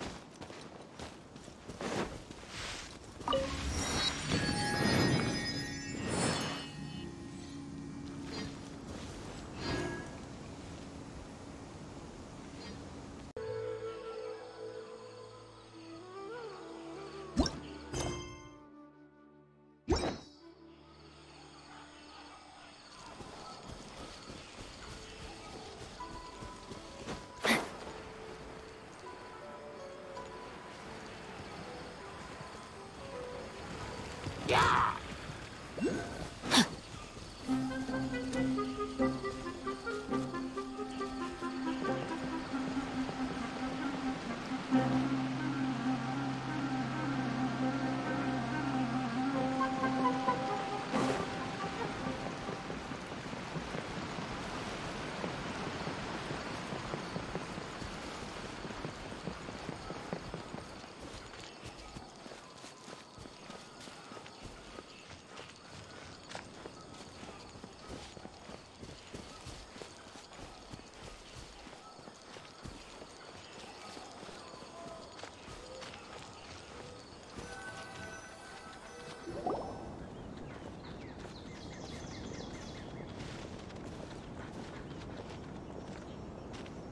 Sumeru City! We finally made it! Oh, did you see that? When those people entered the city, something on their heads lit up. One moment, please, you two. It appears this is your first time visiting Sumeru City. Oh, yeah, that's right. But how did you know that? Because there's currently no information on either of you in the Akasha. But no need to worry, that won't prevent you from entering the city. In fact, the Academia conveniently provides each traveler to Sumeru City with a device. Perhaps you two have heard of the Akasha before. It's our beloved Greater Lord Rukkhadevata's lasting legacy, a treasure trove of collected knowledge. After centuries of tireless research on the Akasha, the Academia created one of its most ingenious inventions, the Akasha Terminal. As long as you are within Sumeru's borders, you may use an Akasha terminal to connect directly to the Akasha and access any knowledge you need. I should mention that due to technical limitations, the operation of Akasha terminals will be much smoother and more effective in large cities such as Sumeru City and Port Ormos. Oh, so this is the thing that Tainari was telling us about. It sounds pretty amazing. You two are quite fortunate. Until recently, it was standard practice to only issue Akasha terminals to outlanders who spent an extended amount of time in Sumeru. However, this policy was recently changed, and now all travelers are issued one upon arrival. Here are your Akasha terminals. Please handle them with care. It kinda looks like a leaf. To activate it, simply hold it in your hand and say the following phrase to yourself. May the mighty God bless us with their voice of wisdom. Oh, since this little doodad lets you access knowledge, maybe we can use it to find a way to meet Lesser Lord Kusanali. Let's give it a try. Ahem. May the mighty God bless us with their voice of wisdom.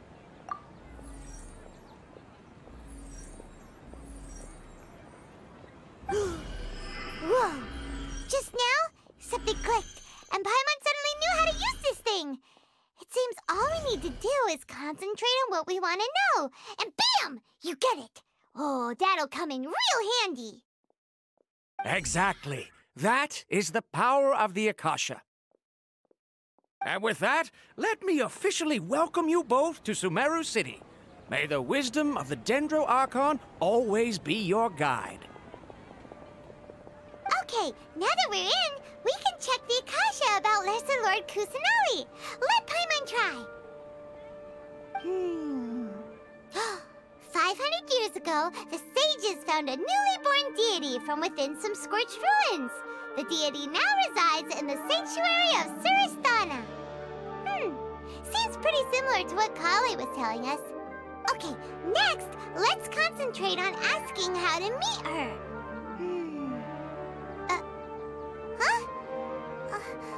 Paimon doesn't sense anything. The Akasha didn't respond to Paimon's question. Oh, come on! Ugh. Focusing on this question feels like when you have something you're trying to remember and it's on the tip of your tongue, but you just can't think of it. Ugh. Paimon's brain is exhausted.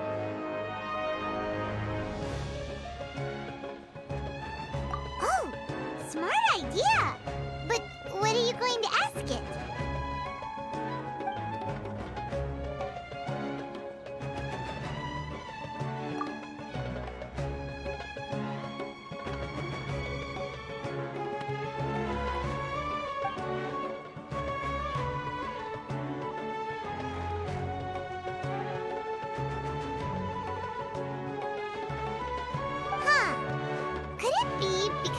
Outlanders, and we've only just arrived in Sumeru? You know, maybe we're not qualified to receive an answer to this sort of question or something.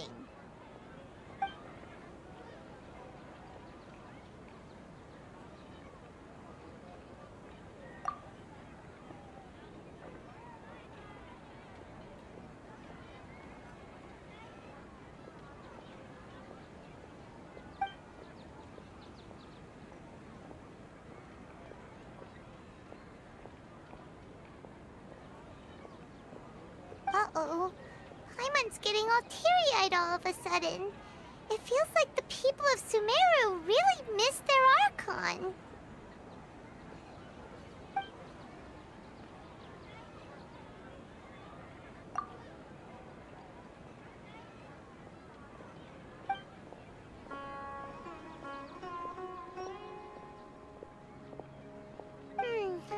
You too? Well, glad it's not just Paimon. Well, seems no matter which way we try, we can't find anything that'll lead us to Lesser Lord Kusanali. Guess our only choice now is to try meeting with the researcher that Tighnari recommended. He's from Sumeru, and even has a position in the Academia. Maybe he'll be able to access more info from the Akasha. Let's see. Tighnari wrote an address on the letter's envelope. Oh, it's not far from the city's gate. Let's head over and have a look. Hopefully he's at home. Pickpockets. Hello, are you Rohawi? Yes, that's me. Can I help you? Great! You see, Tighnari sent us here and... What? Tighnari? Please, there's no need to say anything, really. Sure, I admit that the article I published last month wasn't my best work, and maybe the data didn't produce the most convincing results, but... Here! This is a letter from Tighnari! Oh, let me see... Oh! Ooh, what a relief. You two nearly scared the life out of me. So you two just have some questions for me? Seems even Tighnari acknowledges my innate ability for procuring information. So, what is it you two would like to know? We want to meet with Lesser Lord Kusanali. Do you know a way we can do that? You mean you want to meet the Dendro Archon herself? This isn't exactly my area of expertise, but let me see what I can find in the Akasha.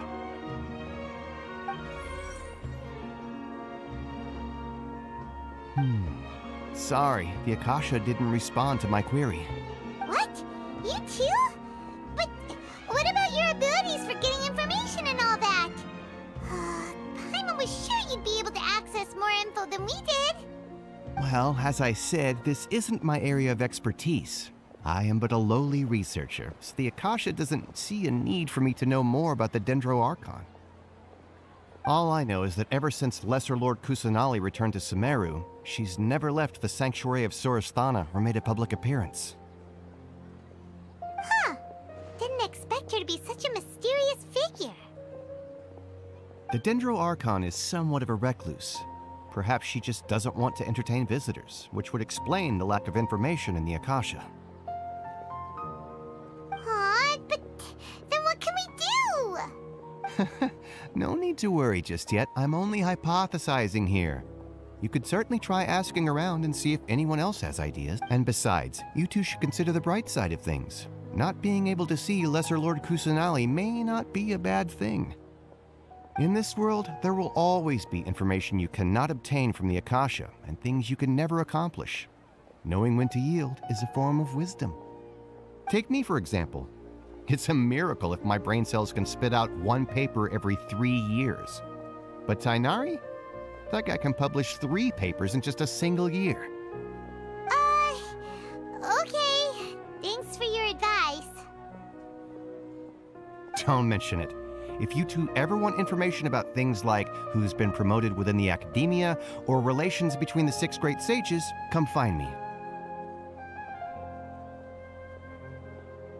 Hey, come on!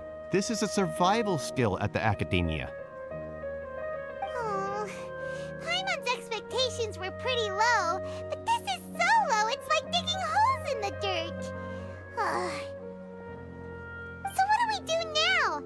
even if we want to talk to someone, we don't know anybody here. Huh? Like who? Oh, you're right! Catherine! The Adventurers Guild has its own intel network. Let's hurry and find her.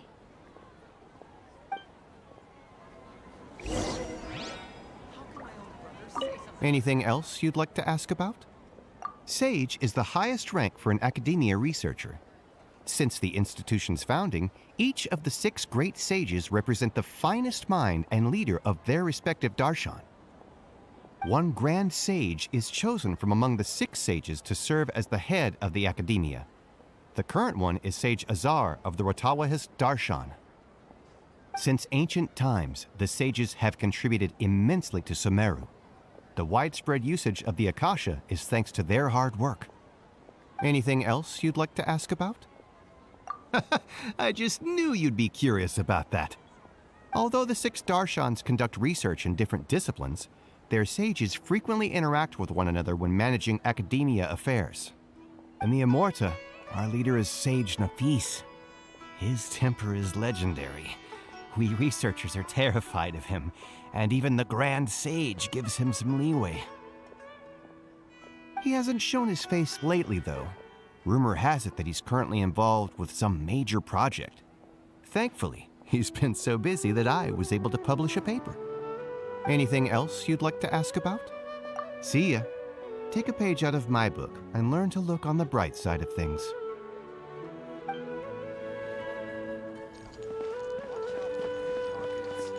This. Don't forget my own brother. Say something.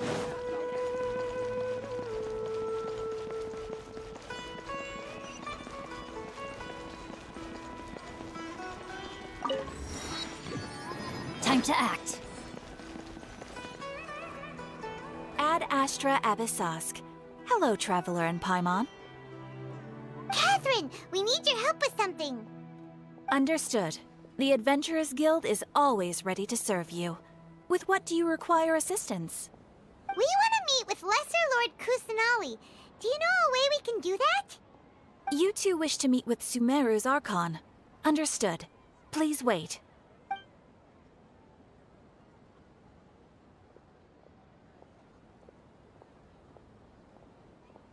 I apologize, but I am unable to call up any relevant information in the Akasha. I'm also unable to locate any pertinent information in my personal memory. Aww, another dead end. Well, if Catherine can't help us, then we really don't know anyone else to ask now. Please do not worry. I may know of someone who can help you two. In Sumeru, the Adventurers Guild does not serve as the vanguard of information. Rather, there are numerous active mercenary groups collectively known as the Eremites. They take on various contracts and work all across Sumeru, so they naturally accrue intelligence. An Eremite brigade called the Corps of 30 is in charge of Sumeru City's defenses. Not only are they the oldest brigade, but they are responsible for managing and coordinating the affairs of all other mercenary brigades. Corps of 30? What a weird name. Supposedly, they are named as such because their ranks numbered 30 at their inception. Asfand, an advisor with the Corps of 30, maintains good relations with the Adventurers Guild. Though he's already retired, he and his words carry great weight within mercenary circles. If you'd like to get in contact with him, you can find him at the Corps of 30's headquarters, the Citadel of Regzar. You're welcome. I wish you two the best of luck. We look forward to your exploits in Sumeru. All right, off to the Citadel of Regzar we go!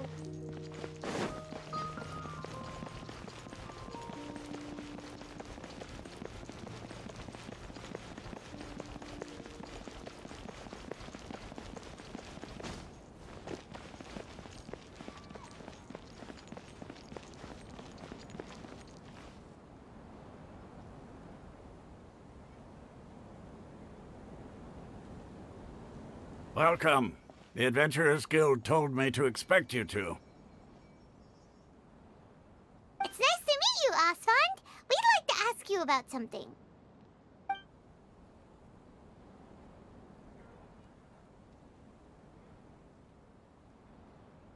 I see. So, Catherine's the one who sent you this way. Ha!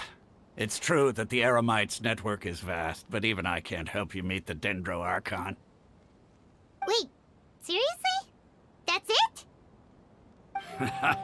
Afraid so. The Eremites aren't terribly religious, so we don't know much about divinities. As far as the Akasha goes, we can access even less than you. We originally came from the desert. The gods there died off long ago. Since those days, we've used our own two hands to carve out a living. We don't beg gods for their aid. It isn't just us, though. If you ask me, I think most in Sumeru aren't interested in Lesser Lord Kusanali. Oh? Why's that? Just take the Academia, for example. They're the ones who truly rule Sumeru. Although they believe in gods, most of them only care for the late Greater Lord Rejugando. In their eyes, she was the one who founded Sumeru and gifted us with the Akasha. Lesser Lord Kusanali just happened to inherit her legacy. Because of the Academia's influence, most citizens are more familiar with Greater Lord Rejugando and hold her in greater esteem. Not to mention that Lesser Lord Kusanali never makes an appearance, and the Academia never announces anything about her. As far as the people of Sumeru are concerned, she's just a god that exists. And that's all. Really? Aw. After hearing all of that, Paimon sort of feels bad for Lesser Lord Kusanali. Ha! But who knows? We're all just guessing when it comes down to it. Besides, I'm sure the God of Wisdom doesn't worry about her reputation among people like us. All right. Well, thanks for the info, Osfond. No problem. Always happy to help out the Adventurers Guild. Seems Osfond was right about most people's attitudes here. Not only are they not interested in the Dendro Archon, they even say stuff like, if the Akasha doesn't think I should know, then I don't need to know about it. We've been asking for information non-stop ever since we got to Sumeru. But the harder we try, the more helpless everything seems. Isn't there at least one person in this entire city who cares about Lesser Lord Kusanali? Oh, you two are interested in Lesser Lord Kusanali? Huh? Who are you? From the sound of it, you two are Outlanders who recently arrived here. You've been asking around for information on Lesser Lord Kusanali, right? Oh, I'm sorry. I forgot to introduce myself. I'm Dunyarzad, one of Lesser Lord Kusanali's faithful followers. Whoa, really? Then do you know how we can meet with her? I'm afraid I can't help you with that. But your conversation earlier did happen to remind me of a legend about the Dendro Archon. Sure. It goes like this. Long, long ago, there was a man who heard a prophecy. It predicted that a great calamity was about to befall him. Panicked by what he heard, the man sought out the Dendro Archon in hopes that she would bless him with the wisdom to help him escape his predicament. The man journeyed across deserts and through rainforests and experienced tribulations of every kind. However, he still couldn't find any trace of the Dendro Archon. In despair, he thought, alas, the Archon has abandoned me. He then had no choice but to sorrowfully resign to his fate. Okay, and then what happened? And then, the calamity came. But to his own surprise, the man felt somehow emboldened by the trials of his journey. By relying on his own strength, he managed to overcome the adversity. At that moment, a bird perched upon his shoulder. This bird was, in fact, an avatar of the Dendro Archon. She said, "O Archon Seeker, do you now understand? She and her wisdom have long been found by you. Along your journey, we were in every flower and blade of grass, every ray of sparkling sun, and every breath of dancing wind. So long as you continue to think and ponder, we'll be wherever you go. Yeah, thanks for the story! Paimon feels all warm and fuzzy inside after that. In a way. It seems like this story is also one of the Dendro Archon's avatars. Dunyarzad, since you worship Lesser Lord Kusanali, can you tell us anything else about her? Of course. So did you two know that, I'm terribly sorry, but it seems something's come up now. Let's chat another day.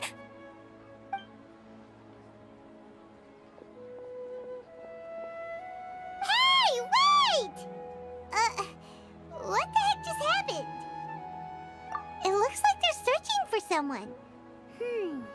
Dunyarzad was acting super nervous just now. You think they're looking for her? This stinks!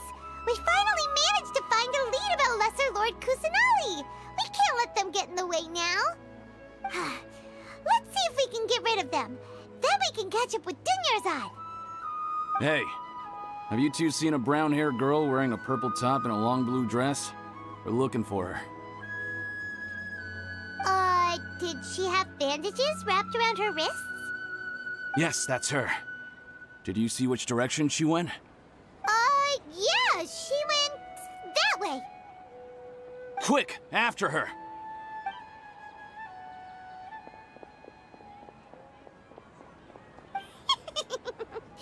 That should keep him busy for a while. Let's hurry and find Dunyarzad.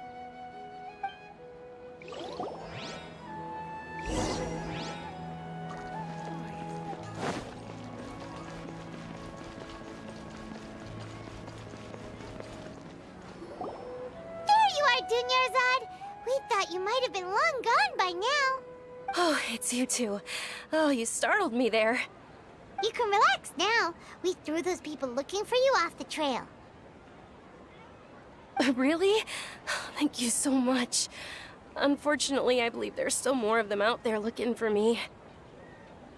Uh-oh, looks like there are some coming this way. Huh? More of them? Then what are we standing here for? Run! No, wait, my body isn't in the best shape.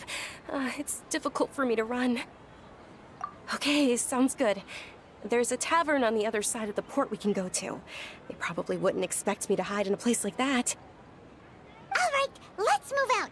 Stay behind us. We'll keep an eye out for anyone looking for you.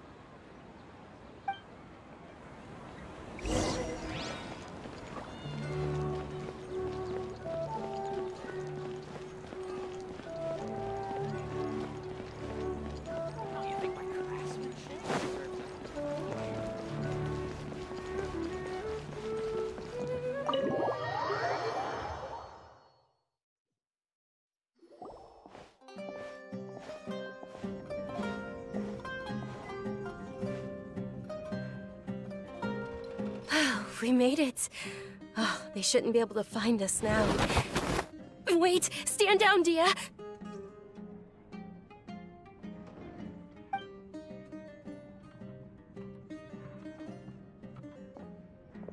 My lady, who are these two? They're travelers that I met on the street just a moment ago. They happened to notice that you were all searching for me, so they helped me hide. I see. In that case, you two should scram. There's nothing here for you. Wait a sec! Who the heck are you? And why are you shooing us away?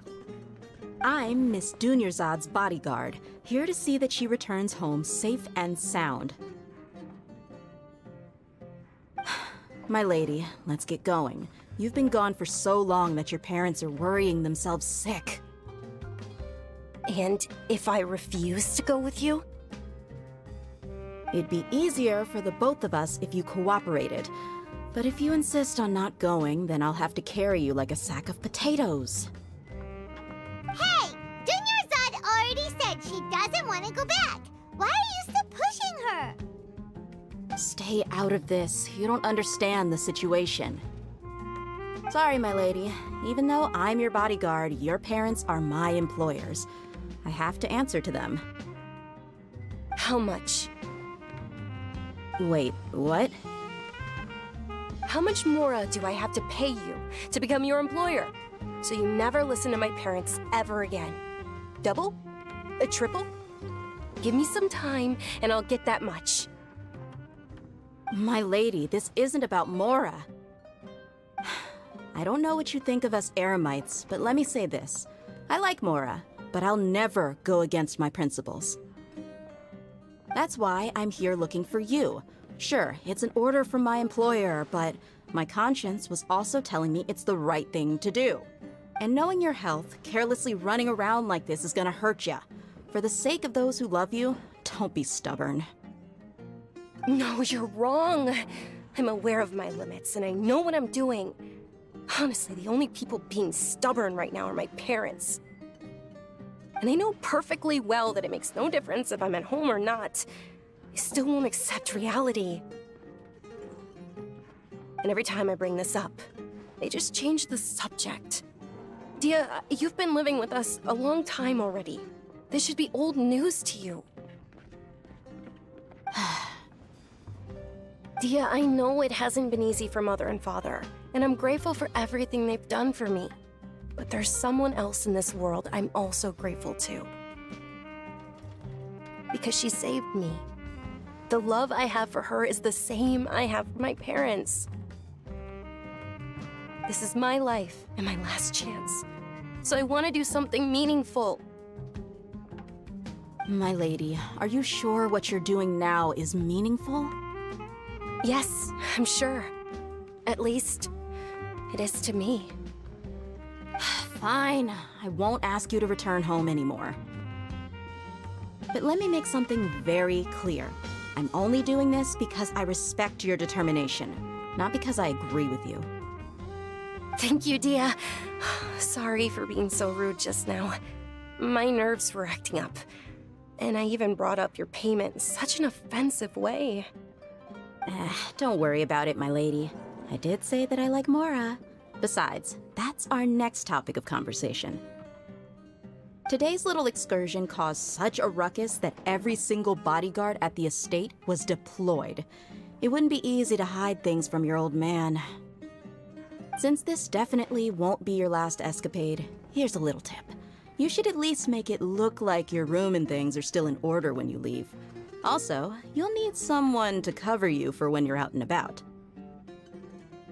So, I'll let you hire me, my lady. This way, everyone wins. As for the pay, let's say half of what your father pays me. We can settle the bill when we return to the estate. Okay, deal. Yay! Looks like they've reached an understanding. I'm fine, really. I just feel a little tired now that things have calmed down. My lady, stop trying to look tough.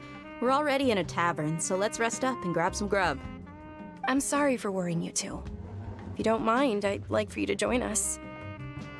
Sure! After you rest up, we want to hear more about Lesser Lord Kusanali.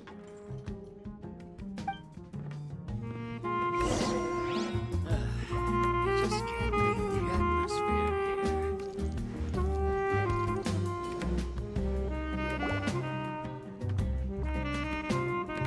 Ha! Well, if it isn't Dia, haven't seen you in nearly half a year. Word on the street is that you're a bodyguard for the Homayani family now. Ha! Don't you find that kind of work boring? Nah, you get used to it. How about a menu over here? You got it, huh? Isn't this little Miss Homayani herself? We don't get to serve personages like you very often. We'll be sure to prepare our very best.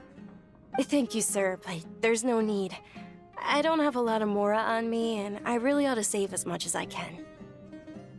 But please bring these two the best food you have. They're my new friends, so I want to be a good host for them.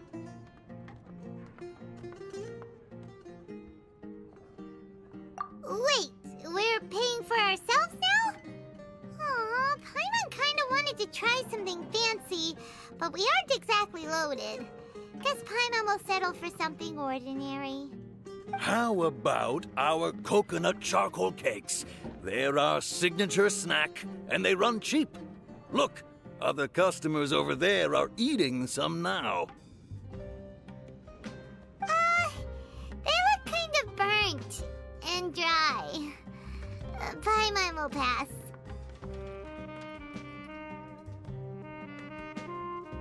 Hey, come on! Paimon has personal preferences too, you know. Dunyarzad, we asked a lot of people when we first arrived, and almost nobody was interested in Lesser Lord Kusanali. So, what made you want to follow her? Well, remember when you asked me if I knew how to meet the Dendro Archon? Even though I don't know how, I think I've actually seen her before. Huh? Really? Yes, it was when I was a child. At the time, my illness had kept me bedridden for the better part of a year. I was stuck inside and couldn't make any friends, and my parents did their best to find treatments for me. But even then, the Akasha didn't have any helpful information. My younger self no longer had any hopes or dreams. One flare-up was so bad that I was in a semi-conscious state for several days. Then one night, I woke up alone in my room. I was terrified. My body was paralyzed. Even if I cried, there was no sound. At that moment, an ethereal voice spoke in my mind. Dunyarzad, don't be scared. You don't have to cry. Dunyarzad, don't be scared. You don't have to cry. Who are you? How do you know my name? How do I explain this? You might not be able to understand, but actually, I know everything about you. Really? Of course. I know that you're scared of thunder, that you hate taking medicine every morning, and that you love counting the petals on your mom's skirt. Wow, you really do know everything. Dunyarzad, is there anything you want? Want? Not really. I can't go anywhere or do anything.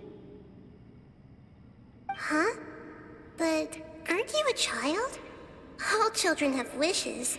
Tell me what you want, and maybe I can make it happen.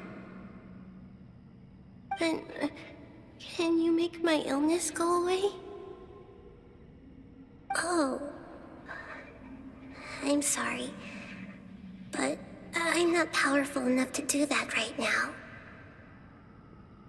Then, can you be my friend? After that, the voice said, "Okay, I'll be your friend." Although my body was suffering during those days, that voice encouraged me and told me many wondrous things. Beyond my window was the flourishing Sumeru city. Beyond the city was a lush rainforest. And beyond that was the wall of Samiel, deserts, and all of Tevat. Once I finally made it through that bout of illness, I couldn't hear that voice anymore. I told my mother about it, but she said that I must have been dreaming. But I know that that voice wasn't a figment of my imagination. Before that, I had never heard of Tevat. Yes, for sure. If it weren't for that voice, I would have never grown curious about the outside world, nor would I have learned how to read and enjoy so many books. That voice sparked a desire for wisdom. It had to have been the Dendro Archon. I've been hoping for a chance to repay her kindness. In fact, I was running around today to help prepare the Sub-Zerus festival for her. What's the Sub-Zerus festival? It's Lesser Lord Kusanali's birthday, which was the day that she was found by the sages. It's actually an old holiday that originally celebrated Greater Lord Rukkhadevata's birthday. When she passed away, the holiday eventually became a celebration of the Lesser Lord's birthday. I heard everyone was overjoyed when they welcomed her back to Sumeru. In those days, the festival was a huge deal. But because of the Academia's influence, people have gradually lost interest in the festival. The Academia actively participates in Sumeru's many holidays dedicated to Greater Lord Rukkhadevata. But when it comes to the Sub-Zero's festival, forget any funding. They practically act like it doesn't exist. Maybe they see Lesser Lord Kusanali's birth as confirmation of Greater Lord Rukkhadevata's death, so they're reluctant to celebrate it. Aww, but that's awful. It is. It's absolutely terrible. Sure, the Greater Lord founded Sumeru, but hasn't Lesser Lord Kusanali been the one quietly protecting us for the past few hundred years? Just remember that we're still out in public. Don't get too carried away now. I know that people over by the Grand Bazaar still hold the Sub-Zero's festival to this day. But I hadn't met any of them before, so I was never able to contribute. But recently, I made a friend there who also follows Lesser Lord Kusanali. I gave her my savings because I want her to throw a wonderful festival this year. That's the least I could do for Lesser Lord Kusanali. Hold on, my lady. Does this friend happen to be Nilou, the one who sends flowers to the estate? Yes, that's her. I saw her leaving the other day with a nervous look on her face. It seemed like she was hiding something in her arms. Did you give her something? Yes. Initially, I didn't have much Mora prepared, so I had Nilou sell one of my skirts. I've agreed with Nilou to meet up at the Grand Bazaar today, and see how things are coming along. Dia, would you accompany me? Sure. That's quite the trip, though. I'll carry you. No, that would be too much, even for you. You might as well just accept the lift. If I let you walk, who knows how long it'll take us. And if anything happens to you, then I'd really never hear the end of it from your father. But of course. Nilou will be thrilled to hear there are more people interested in Lesser Lord Kusanali.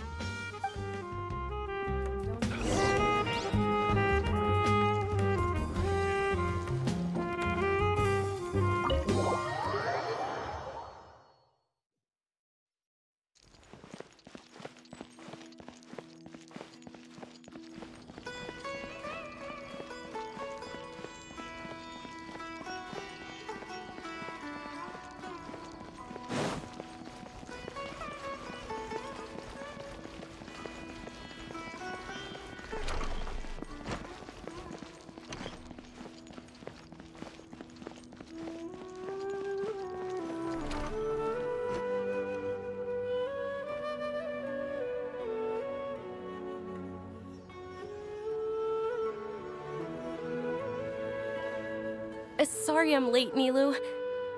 Oh, Dunyarzad. It was taking you so long that I assumed you got trapped at home, but you made it in the end. Uh-oh. But if Dia's here, that means you got caught, right? You could say that, but everything worked out. She's on our side now.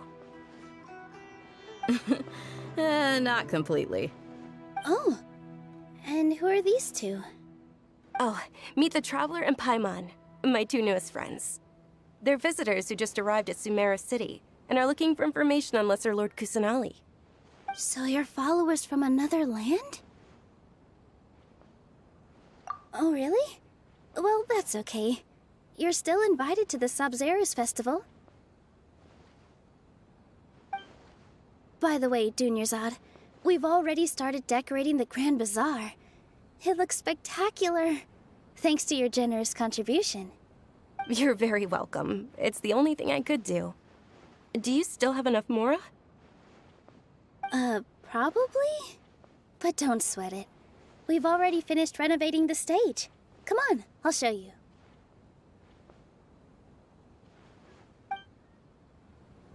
In